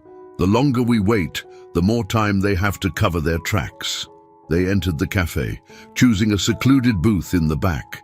As they settled in, Thomas pulled out a small device and placed it on the table. Signal jammer," he explained at their questioning looks. "Just in case." Lucas felt a chill run down his spine. The gravity of their situation was starting to sink in. This wasn't just corporate espionage anymore. They were up against a powerful organization willing to go to extreme lengths to protect their interests. "Okay," James said, leaning in close. "Let's go over the plan one more time. Thomas, you'll reach out to your contact, set up a meeting. We need to get as much information as we can about the extent of their operation." Thomas nodded, his face pale but resolute. "I'll tell them I have crucial information about the project's next phase. That should get their attention." Sophia pulled out her tablet, her fingers flying over the screen. "I've been compiling all the evidence we have, financial records, communication logs, everything. We need to get this to someone we can trust in the Justice Department." "What about me?" Lucas asked, feeling a mix of anticipation and fear. "What can I do?"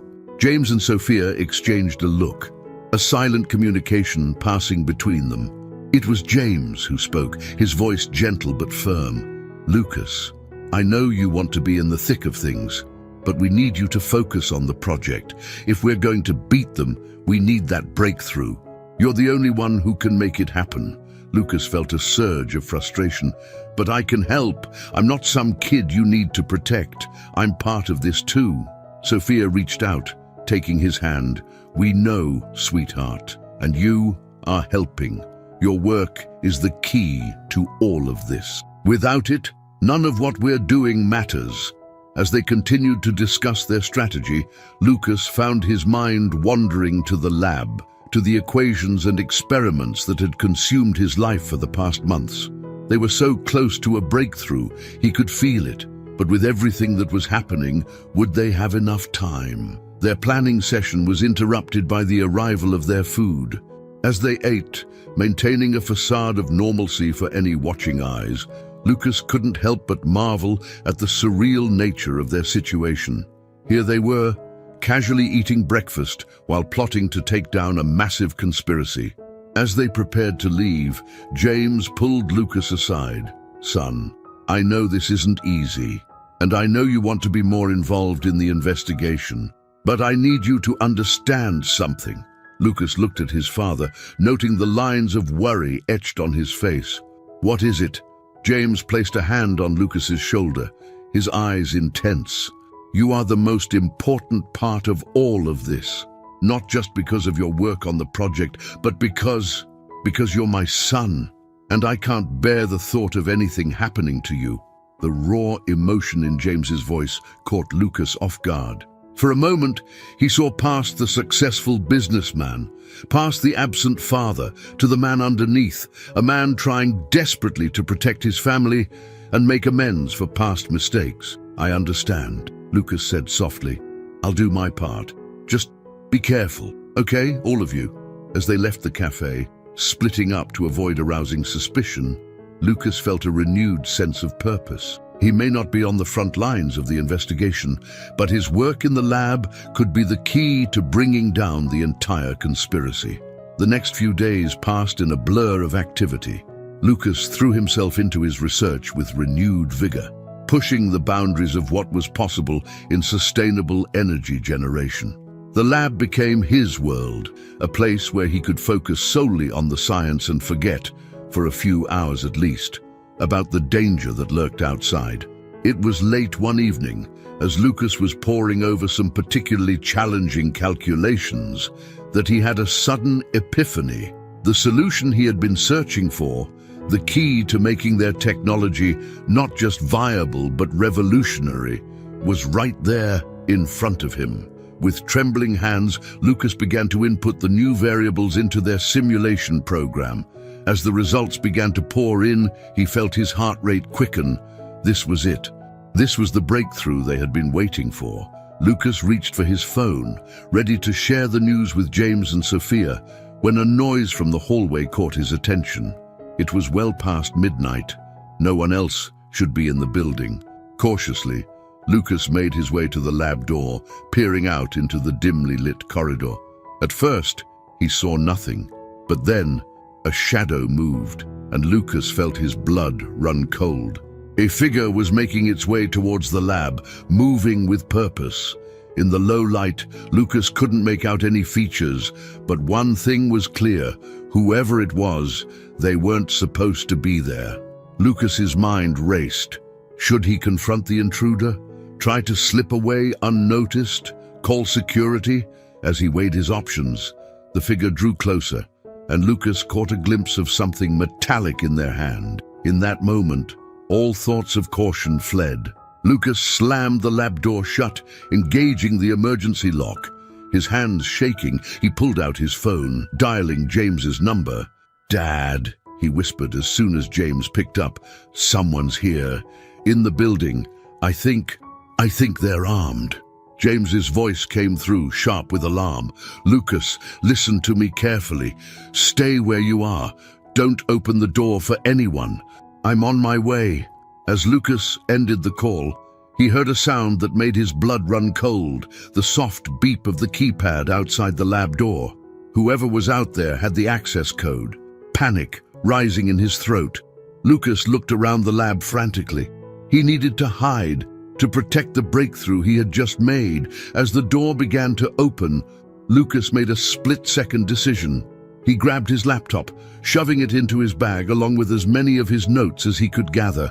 Then, with a silent prayer, he slipped into a large equipment cabinet in the corner of the lab. Through a small gap in the cabinet door, Lucas watched as the intruder entered the lab. The figure moved with purpose, heading straight for Lucas's workstation.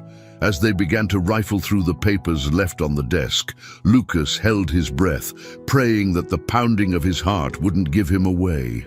Minutes that felt like hours passed as the intruder searched the lab. Lucas could hear them muttering in frustration, clearly not finding what they were looking for. Just when Lucas thought he couldn't stand the tension any longer, a commotion erupted in the hallway. "NYPD, freeze!" The shout was followed by the sound of running feet and a brief scuffle. Then, blessed silence. Lucas waited, his entire body tense, until he heard a familiar voice. "Lucas, Lucas, are you in here? It's safe to come out now." Cautiously, Lucas emerged from his hiding place to find James, Sophia, and several police officers in the lab. The relief on his parents' faces was palpable as they rushed to embrace him. "Are you okay? Did they hurt you?" Sophia asked, her hands running over Lucas's face and arms as if checking for injuries. "I'm fine," Lucas assured her, his voice shaky. "I hid as soon as I realized someone was coming." What happened?" James's face was grim as he explained, "We got lucky. The police were already on their way here when you called. It seems Thomas's meeting with his contact didn't go as planned. They figured out he was working with us and decided to take matters into their own hands." Lucas felt a chill run down his spine. "Thomas, is he? He's alive," Sophia said quickly. "But he's in the hospital." It was touch and go for a while. As the police began to process the scene, taking statements and collecting evidence, Lucas found himself looking around the lab with new eyes. This place that had been his sanctuary, his world of pure science and innovation, had now become a battleground in a war he was only beginning to understand. "Dad," Lucas said, turning to James, "I need to tell you something. Before all this happened, I had a breakthrough. I think I've solved the problem we've been struggling with." James's eyes widened. "You're sure?" Lucas nodded, patting his bag where his laptop and notes were safely stored. "I'm sure. We can make this work, Dad. We can change everything." For a moment, the tension and fear of the night melted away, replaced by a shared look of excitement and hope between father and son. But the moment was short-lived as a detective approached, asking for their formal statements. As they left the lab, escorted by police officers, Lucas couldn't shake the feeling that they had just crossed a point of no return. The stakes had been raised, the danger made all too real, but they had also gained something crucial: irrefutable evidence of the conspiracy against them. The New York City night stretched out before them, a tapestry of lights and shadows, and somewhere out there, their enemies were regrouping, planning their next move. But for now, at least, Lucas, James, and Sophia were together, united in their determination to see this through to the end. As they climbed into a waiting police car, Lucas caught his reflection in the window. The young man staring back at him looked older somehow, hardened by the events of the night, but there was also a fire in his eyes, a determination that hadn't been there before. Whatever challenges lay ahead, whatever obstacles they would face, Lucas knew one thing for certain: they would face them together, as a family. And with the breakthrough he had made, they now had a real chance of not just winning this fight, but of changing the world in the process. The car pulled away from the curb, carrying them into an uncertain future. But as Lucas felt the comforting presence of his parents beside him, he allowed himself a small smile. They had survived the night, and tomorrow they would begin the fight anew. The gathering storm was upon them, but they were ready to weather it together. The morning sun struggled to penetrate the thick clouds hanging over New York City as Lucas, James, and Sophia sat in a nondescript safe house provided by the FBI. The events of the previous night had set in motion a chain of reactions that had thrust them into the center of a federal investigation. The small living room was cluttered with laptops, files, and half-empty coffee cups, evidence of their sleepless night spent debriefing agents and piecing together the extent of the conspiracy against them. Lucas sat on the worn couch, his laptop balanced precariously on his knees as he worked to recreate the breakthrough he had made in the lab. The adrenaline of the night before had worn off, leaving him exhausted but determined. Every few minutes, he would glance up at his parents, still marveling at the way they had come together in the face of this crisis. James paced the room, his phone pressed to his ear as he dealt with the fallout at Carter Enterprises. The attempted break-in had made the morning news, and the company's stock was already taking a hit. "No, we can't issue a statement yet," he said, his voice tense. "Just keep everything running as normally as possible. I'll be in touch." Sophia sat at the small dining table, surrounded by legal documents and her own laptop. Her fingers flew over the keyboard as she compiled all the evidence they had gathered, building a case that she hoped would be strong enough to bring down the entire conspiracy. As James ended his call and sank into an armchair, rubbing his temples, Lucas spoke up.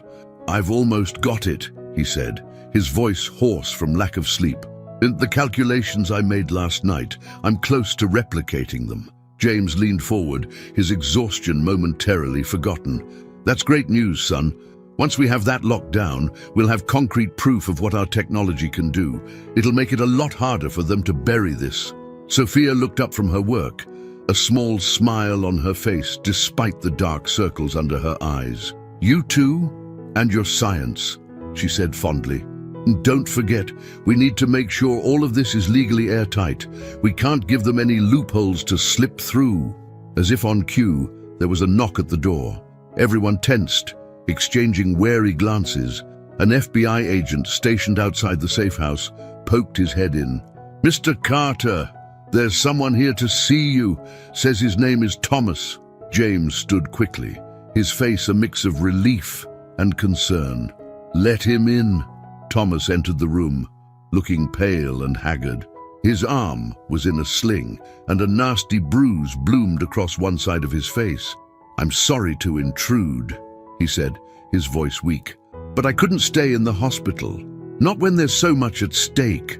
Sophia rushed to help Thomas to a chair, her maternal instincts kicking in despite the complicated history between them. "You shouldn't be out of bed," she chided gently. "But I'm glad you're okay." As Thomas settled into the chair, Lucas couldn't help but study the man who had been at the center of the leak. He had known Thomas for months, had trusted him.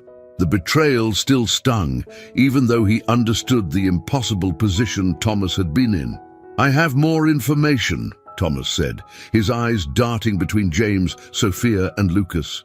"When they realized I had turned on them, they let some things slip.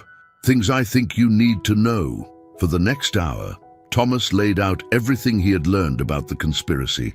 The web of corruption and deceit was even more extensive than they had imagined, reaching into the highest levels of government and industry.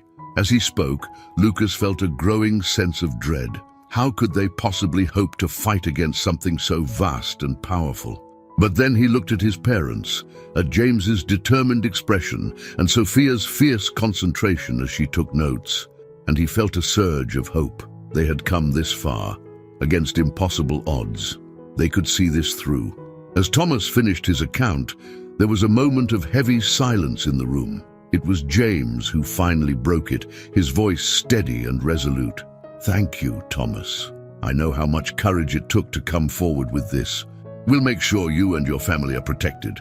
Thomas nodded gratefully, then turned to Lucas. "I'm so sorry," he said, his voice cracking slightly. "I never wanted to betray you or the project.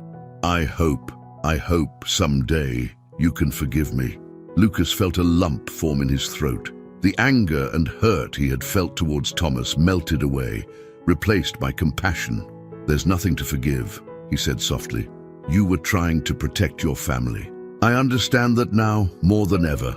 As Thomas left, escorted by FBI agents to another safe location, the Carter Mitchell family found themselves at a crossroads. They had the information they needed, but the path forward was fraught with danger. "We need to go public," Sophia said, her lawyer's mind already formulating strategies. "Get this information out to as many people as possible. Make it too big for them to cover up." James nodded in agreement. But we need to be smart about it. If we move too quickly, they could discredit us before we have a chance to present our case." Lucas, who had been quiet for a while, suddenly sat up straight. "I've got it," he said, his eyes wide with excitement. "The calculations, I've recreated them, and I think I've found a way to make the technology even more efficient than before." James and Sophia gathered around Lucas's laptop, their eyes widening as they took in the implications of what they were seeing. "This is incredible," James breathed. "With this, we could revolutionize the entire energy industry overnight." Sophia's legal mind was already racing ahead. "And it gives us leverage. If we can prove that this technology works, that it's as groundbreaking as we claim, it'll be much harder for them to dismiss our accusations as the ravings of disgruntled employees." As they began to formulate a plan, Lucas felt a strange mix of emotions wash over him. Fear of what lay ahead, excitement about the potential of his breakthrough, and a deep, abiding love for the two people who had come together to fight alongside him. For the first time in his life, he felt truly part of a family, not just by blood, but by choice and shared purpose. The next few days passed in a blur of activity. Lucas worked tirelessly to refine his calculations and begin preliminary testing of the new technology. James used all of his business acumen and connections to secure allies in the industry, people who would stand with them when they went public. Sophia prepared their legal case, ensuring that every accusation was backed up by irrefutable evidence.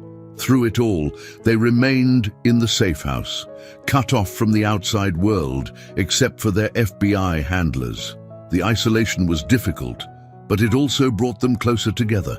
In the quiet moments between strategy sessions and frantic work, they found time to talk, really talk, in a way they never had before. One evening, as they sat around the small dining table sharing a simple meal, James cleared his throat. "I owe you both an apology," he said, his voice thick with emotion.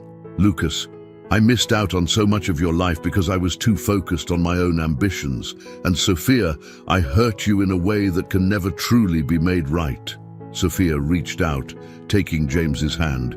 "We can't change the past," she said softly, "but we're here now, together. That's what matters." Lucas nodded in agreement, feeling a warmth spread through his chest. "I used to dream about what it would be like to have both of you in my life," he admitted. "I never imagined it would happen like this. But I'm grateful for all of it." As they sat there, hands clasped across the table, Lucas felt a sense of peace wash over him.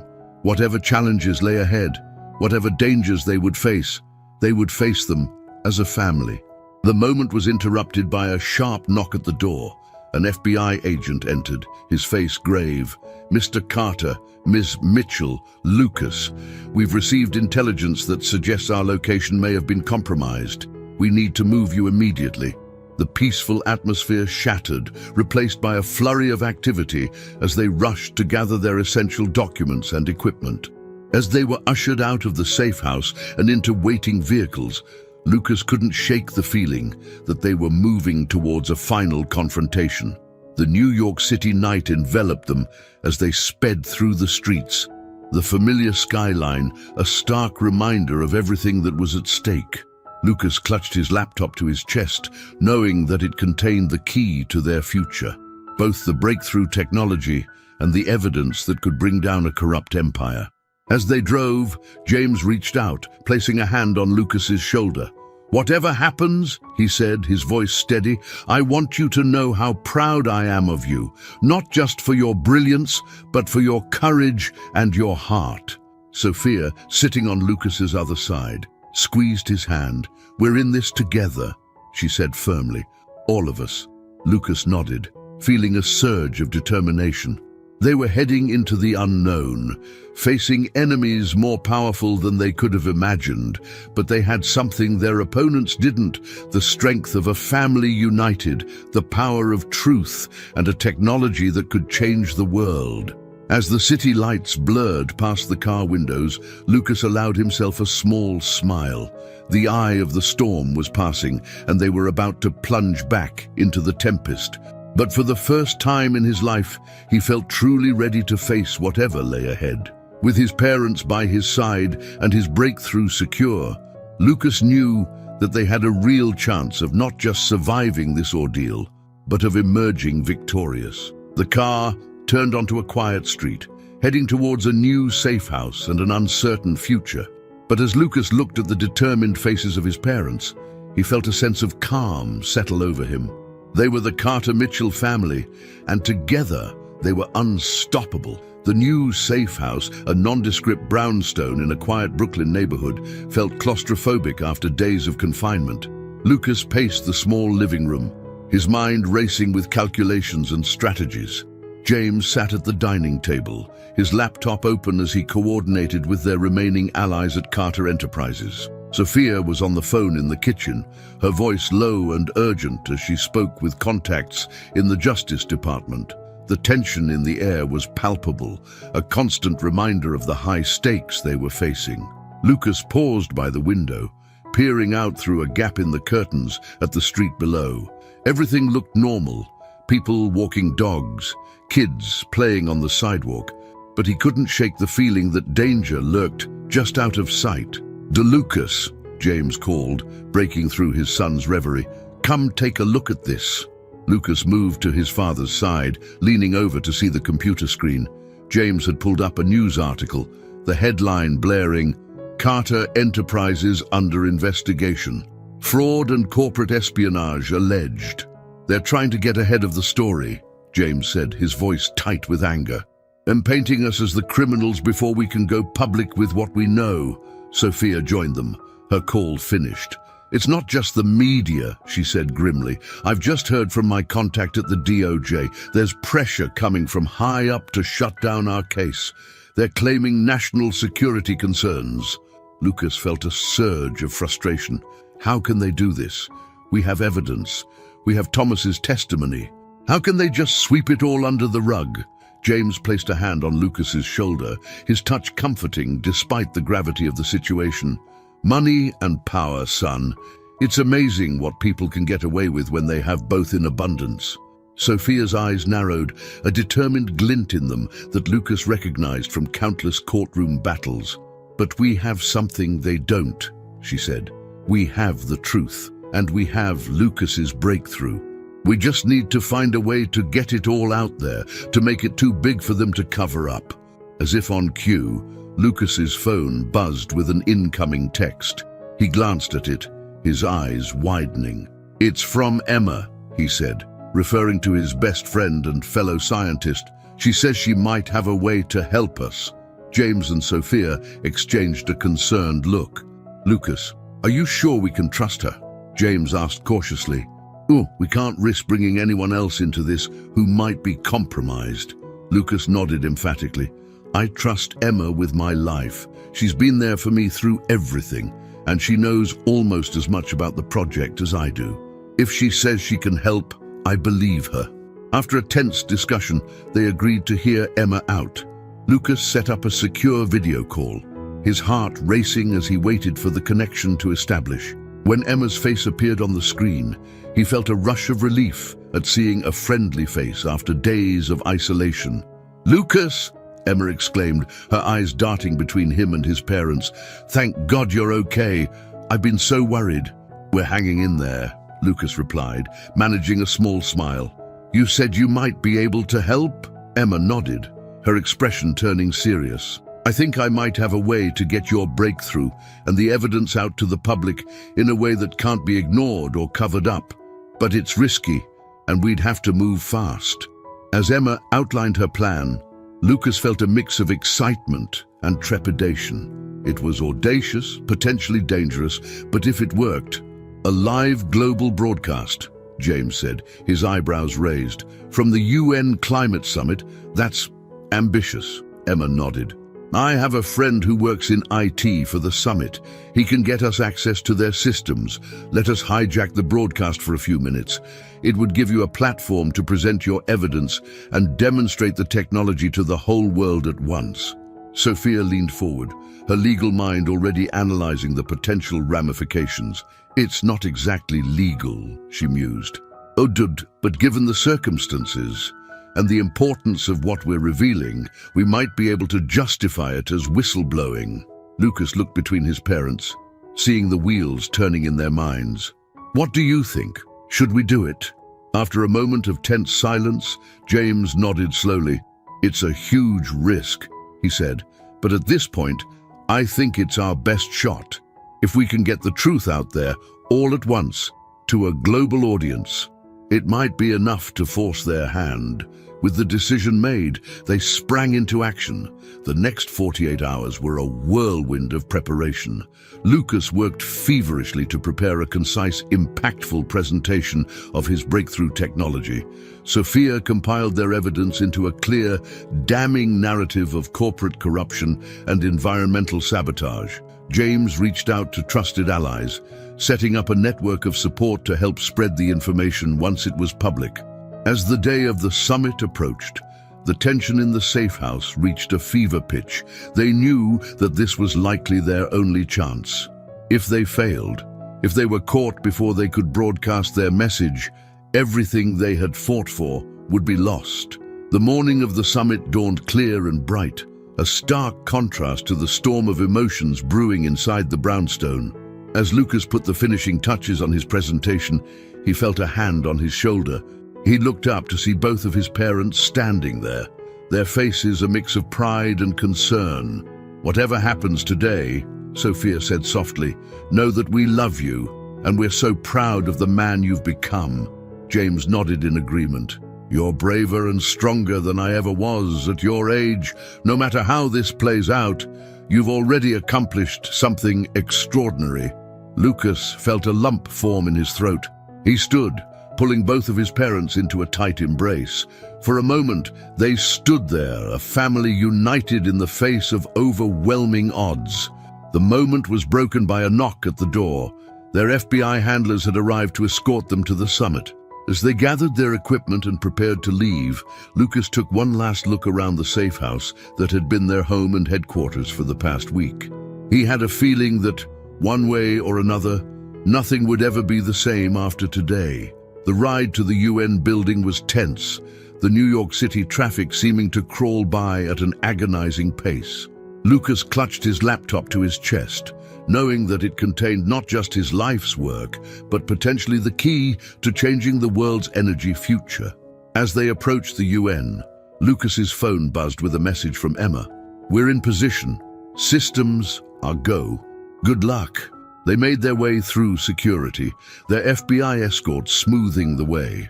Lucas could feel his heart pounding as they entered the main conference hall. The room was packed with diplomats, scientists, and world leaders, all gathered to discuss the future of global climate policy. James and Sophia took their seats in the audience, while Lucas made his way backstage, ostensibly to prepare for a panel discussion later in the day. In reality, he was heading for the broadcast control room, where Emma's friend was waiting to give them access to the system. As Lucas waited in the wings, watching the current speaker droning on about emissions targets, he felt a moment of doubt. Were they really about to do this? Hijack a global broadcast, risk everything on one desperate gambit? But then he thought of everything they had been through, of the corruption and greed that threatened not just their work, but the very future of the planet. He thought of his parents, who had come together and fought so hard to give him this chance. And he knew that this was the right thing to do. At exactly 2:15 p.m., as planned, the main broadcast feed cut out. For a moment, there was confusion in the hall. Then Lucas's face appeared on the giant screens, his voice echoing through the speakers. "Ladies and gentlemen," he began, his voice steady despite his racing heart. "I apologize for the interruption, but what I'm about to show you is too important to wait. My name is Lucas Mitchell, and I'm here to expose a global conspiracy that threatens not just the future of clean energy, but the very fate of our planet." As Lucas launched into his presentation, laying out the evidence of corruption and showcasing his breakthrough technology, he could see the shock and disbelief rippling through the audience. In the control room, Emma and her friend worked frantically to keep the broadcast going, fighting off attempts to cut the feed. James and Sophia watched from the audience, their hearts swelling with pride as their son stood tall in the face of overwhelming odds. They could see security personnel starting to move towards the stage, but it was too late. The truth was out there, broadcast to millions around the world. As Lucas concluded his presentation, the feed suddenly cut out. The main lights in the hall came up and chaos erupted. Journalists were on their feet, shouting questions. Diplomats huddled in urgent conversation. And through it all, Lucas stood on the stage, a beacon of truth in a storm of confusion and disbelief. As security personnel surrounded him, Lucas caught sight of his parents making their way towards the stage. James's face was set in a determined expression, while Sophia already had her phone out, no doubt calling in every legal favor she had. In that moment, as the world around him exploded into action, Lucas felt a sense of calm settle over him. They had done it. They had taken their shot, laid everything on the line for what they believed in. Whatever came next, arrests, trials, global energy revolutions, they would face it together as a family. The Carter-Mitchell family had started this journey fractured and alone. But now, standing united in the eye of the storm they had created, they were stronger than ever. And as Lucas was led off the stage, his parents falling into step beside him, he knew that this was just the beginning of a new chapter, not just for them, but for the entire world. The world seemed to hold its breath in the days following Lucas's dramatic revelation at the UN Climate Summit. The Carter-Mitchell family found themselves at the center of a global storm. Their names and faces splashed across every news outlet and social media platform. The aftermath of their bold move was a whirlwind of legal battles, media scrutiny, and public debate that threatened to tear them apart even as it brought them closer together. Lucas sat in a small, windowless room in the FBI field office in New York City, his fingers drumming nervously on the metal table before him. It had been 3 days since the broadcast, and he had spent most of that time being questioned by various government agencies. The door opened, and Sophia walked in, her face showing the strain of sleepless nights and constant legal maneuvering. "How are you holding up, sweetheart?" she asked, taking a seat next to him. Lucas managed a weak smile. "I'm okay, just tired. How's Dad?" Sophia sighed, running a hand through her hair. "He's still in meetings with the SEC. They're going over every decision he's made at Carter Enterprises with a fine-tooth comb, but he's hanging in there." As they sat in companionable silence, both lost in thought, the door opened again. An FBI agent entered, followed by a stern-looking woman in a crisp suit. "Mr. Mitchell, Ms. Mitchell," the agent said. "This is Samantha Reeves from the Department of Justice. She'd like to speak with you." Lucas felt his heart rate quicken. This was it, the moment that would determine their fate. Would they be hailed as whistleblowers or condemned as criminals? Samantha took a seat across from them, her face unreadable. "I'll get straight to the point," she said, her voice clipped and professional. "The evidence you've presented is compelling.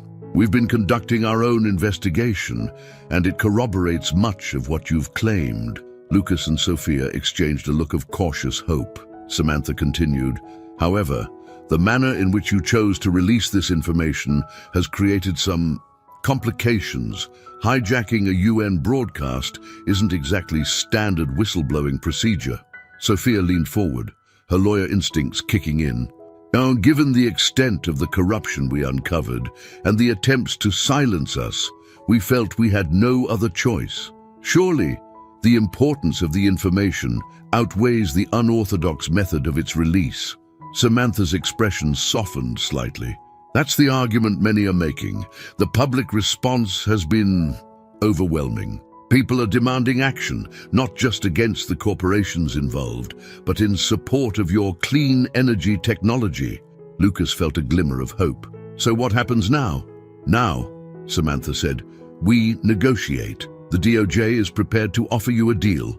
In exchange for your full cooperation in our ongoing investigation, we're willing to grant you immunity from prosecution for the broadcast incident." As Sophia began to discuss the terms of the deal with Samantha, Lucas felt a weight lift from his shoulders. They weren't out of the woods yet, but for the first time in days, he could see a path forward. Across town, in the imposing offices of Carter Enterprises, James Carter stood at the window, looking out over the New York skyline. The past few days had aged him, lines of worry etched deep into his face. But there was also a fire in his eyes, a determination that hadn't been there before. A knock at the door interrupted his thoughts. "Come in," he called. Thomas entered, looking haggard but resolute. "The board meeting is about to start, sir. Are you ready?" James nodded, straightening his tie. "As ready as I'll ever be. Let's go face the music." The boardroom was tense as James took his seat at the head of the table.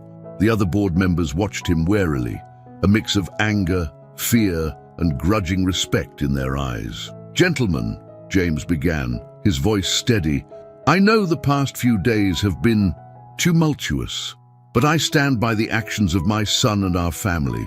What we uncovered was too important to ignore, too dangerous to keep hidden.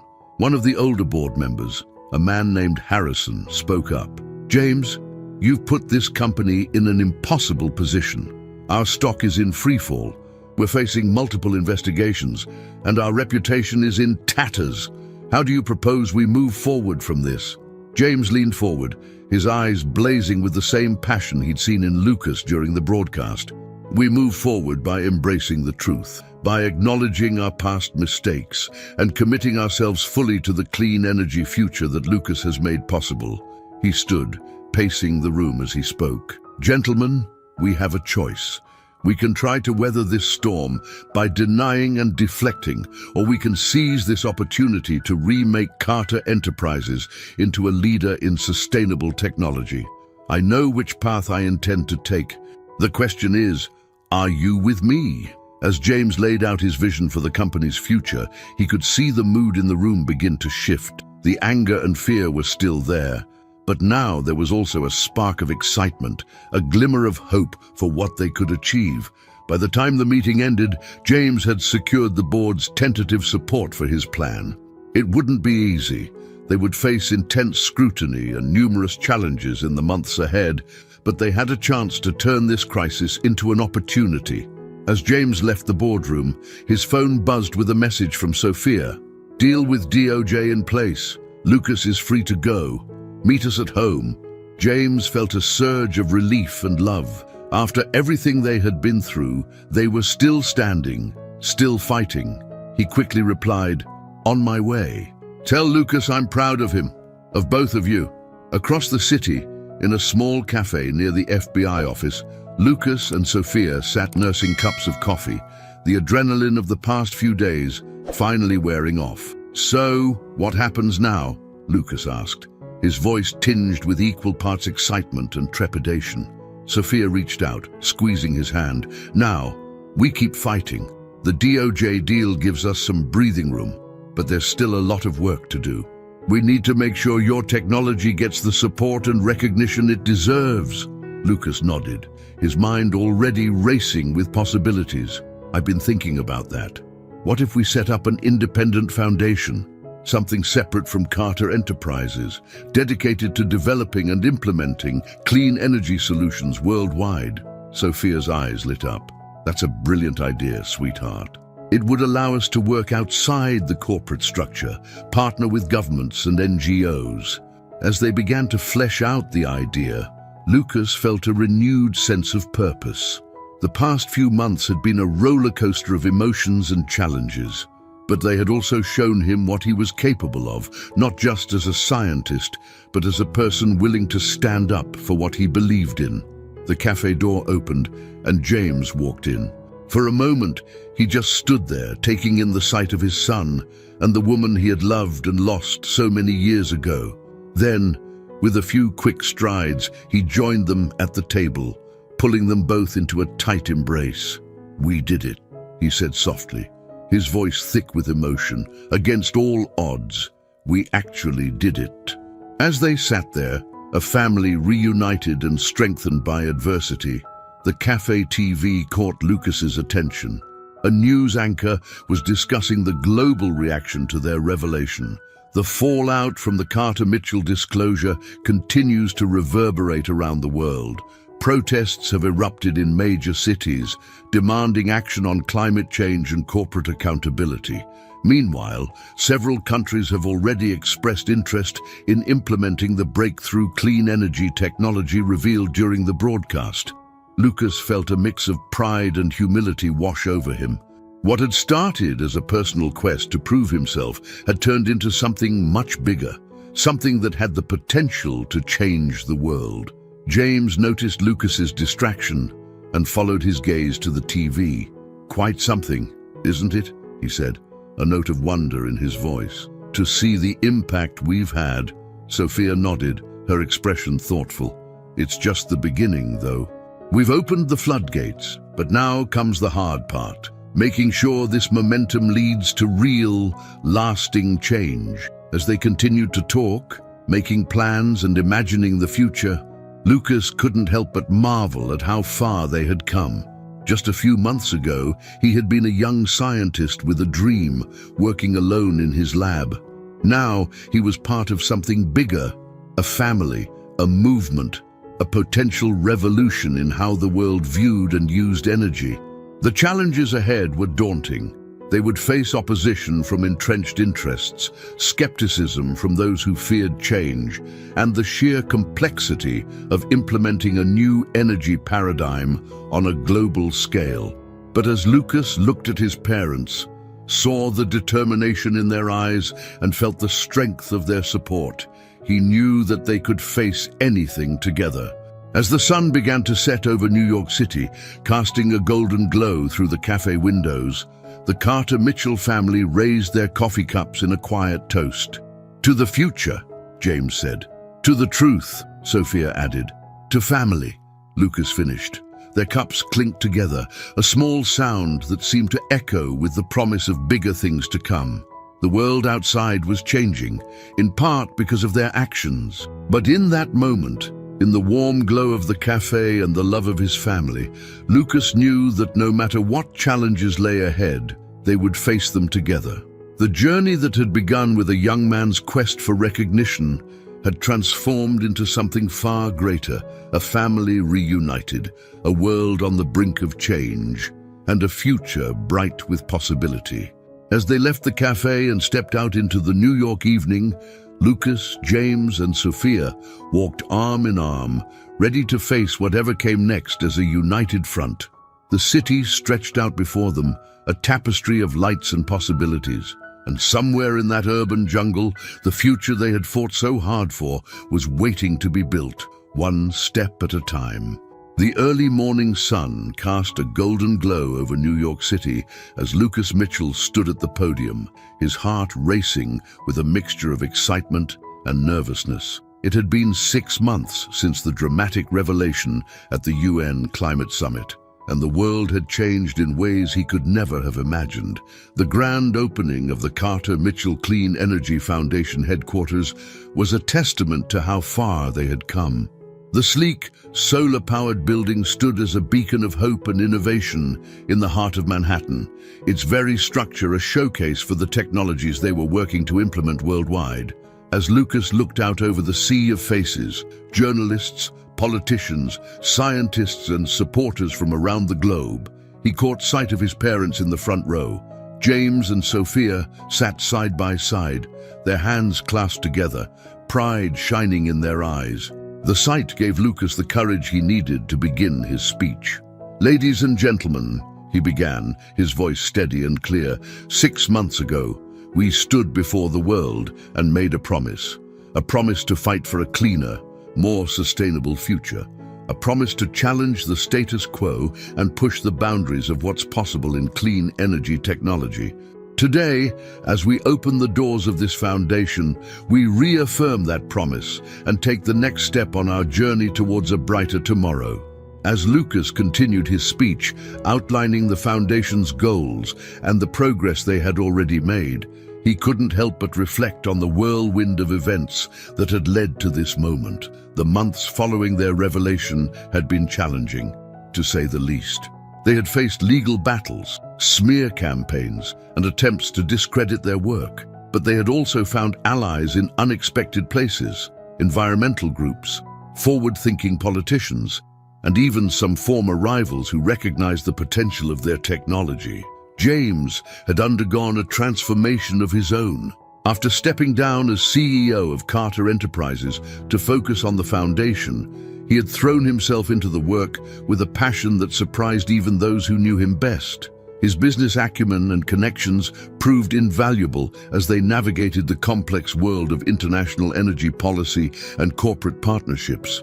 Sophia had become the foundation's legal backbone, working tirelessly to protect their intellectual property and ensure that their technology would be used for the benefit of all, not just those who could afford it. Her expertise in environmental law and her unwavering commitment to justice had already led to groundbreaking legal frameworks for the implementation of clean energy solutions in developing nations. As for Lucas, he had found himself thrust into a role he never expected, not just a scientist, but a public figure, a symbol of innovation and hope for a new generation.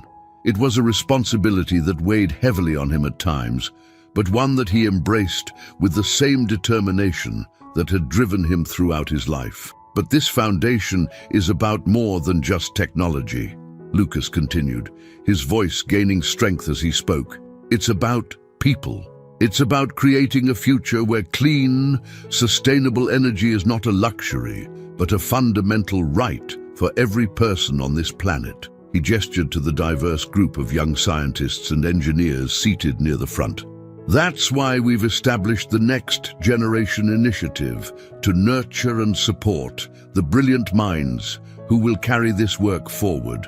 Because the challenges we face are too great and the opportunities too vast for any one person or organization to tackle alone. As Lucas spoke about the initiative, he thought about Emma, his best friend who had risked everything to help them get their message out. She now led the Foundation's research division, her brilliant mind and innovative spirit driving them to new breakthroughs almost daily. He thought about Thomas, who had found redemption through his work with the Foundation's cybersecurity team, using his skills to protect their research from those who would seek to exploit or suppress it. And he thought about the countless others who had joined their cause, activists, researchers, community leaders from around the world, all united in their vision for a cleaner, more equitable future. We stand at a crossroads, Lucas said, his voice resonating through the hall. The path ahead will not be easy. We will face opposition, skepticism, and the inertia of systems long entrenched. But we also have an unprecedented opportunity to reimagine our relationship with energy, with our planet, and with each other.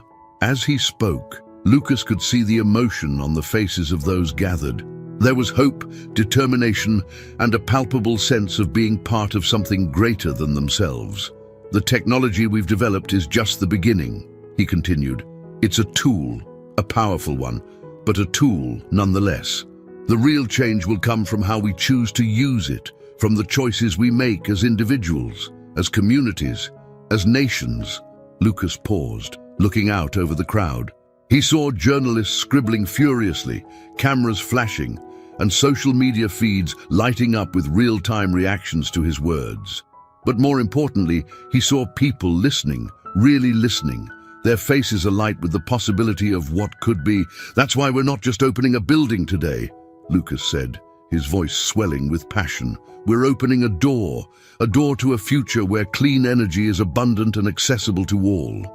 A future where our children and grandchildren can breathe clean air, drink clean water, and look up at clear skies. A future where we live in harmony with our planet, not in conflict with it. As he neared the end of his speech, Lucas felt a surge of emotion.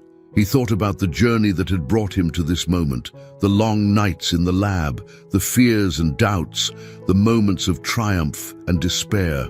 He thought about the family he had rediscovered, the bonds that had been tested and strengthened through adversity. But we can't do it alone, he said, his voice softening. This foundation, this building, this technology, they're all just the beginning. The real work starts with each and every one of us. It starts with the choices we make every day, the voices we raise, the future we choose to build together. Lucas looked directly at his parents as he delivered his final words. So I stand here today not just as a scientist, not just as the face of a foundation, but as a son, a friend, a citizen of this planet we all call home. And I invite all of you to join us on this journey. Because the future is not something that happens to us.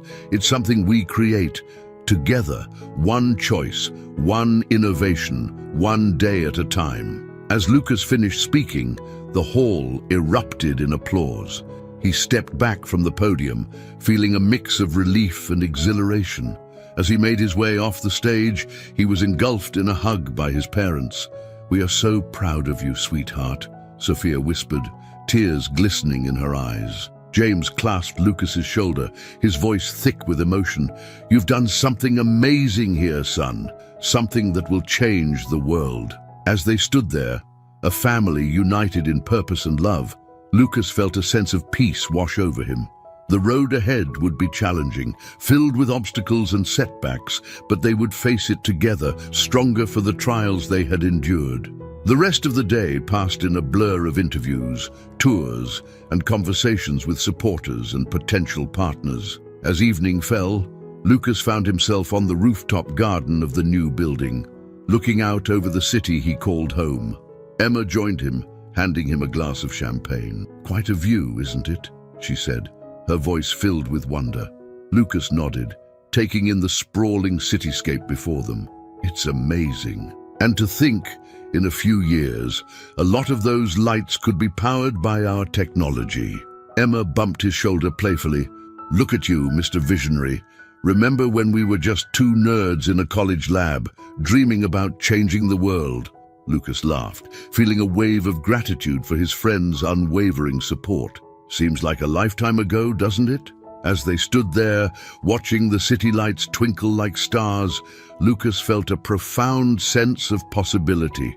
The future stretched out before them, full of challenges, but also brimming with potential. The door to the rooftop opened, and James and Sophia joined them.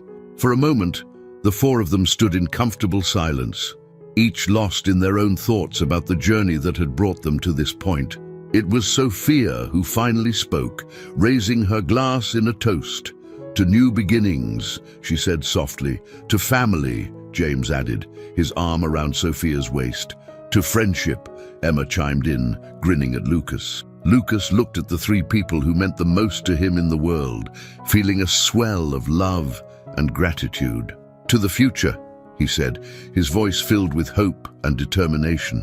As their glasses clinked together, Lucas knew that whatever challenges lay ahead, they would face them together. They had already overcome so much: betrayal, separation, corporate espionage, and global conspiracies. But through it all, they had found each other, had rediscovered the strength that comes from family, friendship, and shared purpose. The New York City night stretched out before them, a canvas of endless possibilities. And as Lucas stood there, surrounded by the people he loved, he felt ready for whatever the future might bring. The journey that had begun with a young man's quest for recognition had transformed into something far greater, a mission to change the world, one innovation at a time. As they turned to head back inside, ready to face the next chapter of their adventure, Lucas took one last look at the city below. Somewhere out there, the future they had fought so hard for was waiting to be built, and they were ready to lead the way together. The door closed behind them, but the story was far from over. It was, in many ways, just beginning. The Carter Mitchell family, once fractured and lost, had found their way back to each other. And in doing so, they had set in motion a chain of events that would ripple out across the world, changing lives and shaping the future in ways they could only begin to imagine. As the lights of the Carter Mitchell Clean Energy Foundation building shone out over the city, a beacon of hope and innovation, the stage was set for the next great adventure. The world was changing, and they were at the forefront of that change, ready to face whatever challenges and triumphs lay ahead, united in love, purpose, and the unshakable belief that together they could make a difference. The end of this chapter was just the beginning of a new and exciting journey, not just for the Carter Mitchell family, but for the world they were working to change. And as the New York night embraced them, the future had never looked brighter. I hope you enjoyed today's story. Subscribe to the channel so you don't miss more stories like this. Leave a like and comment below what you thought of the story. See you in the next video.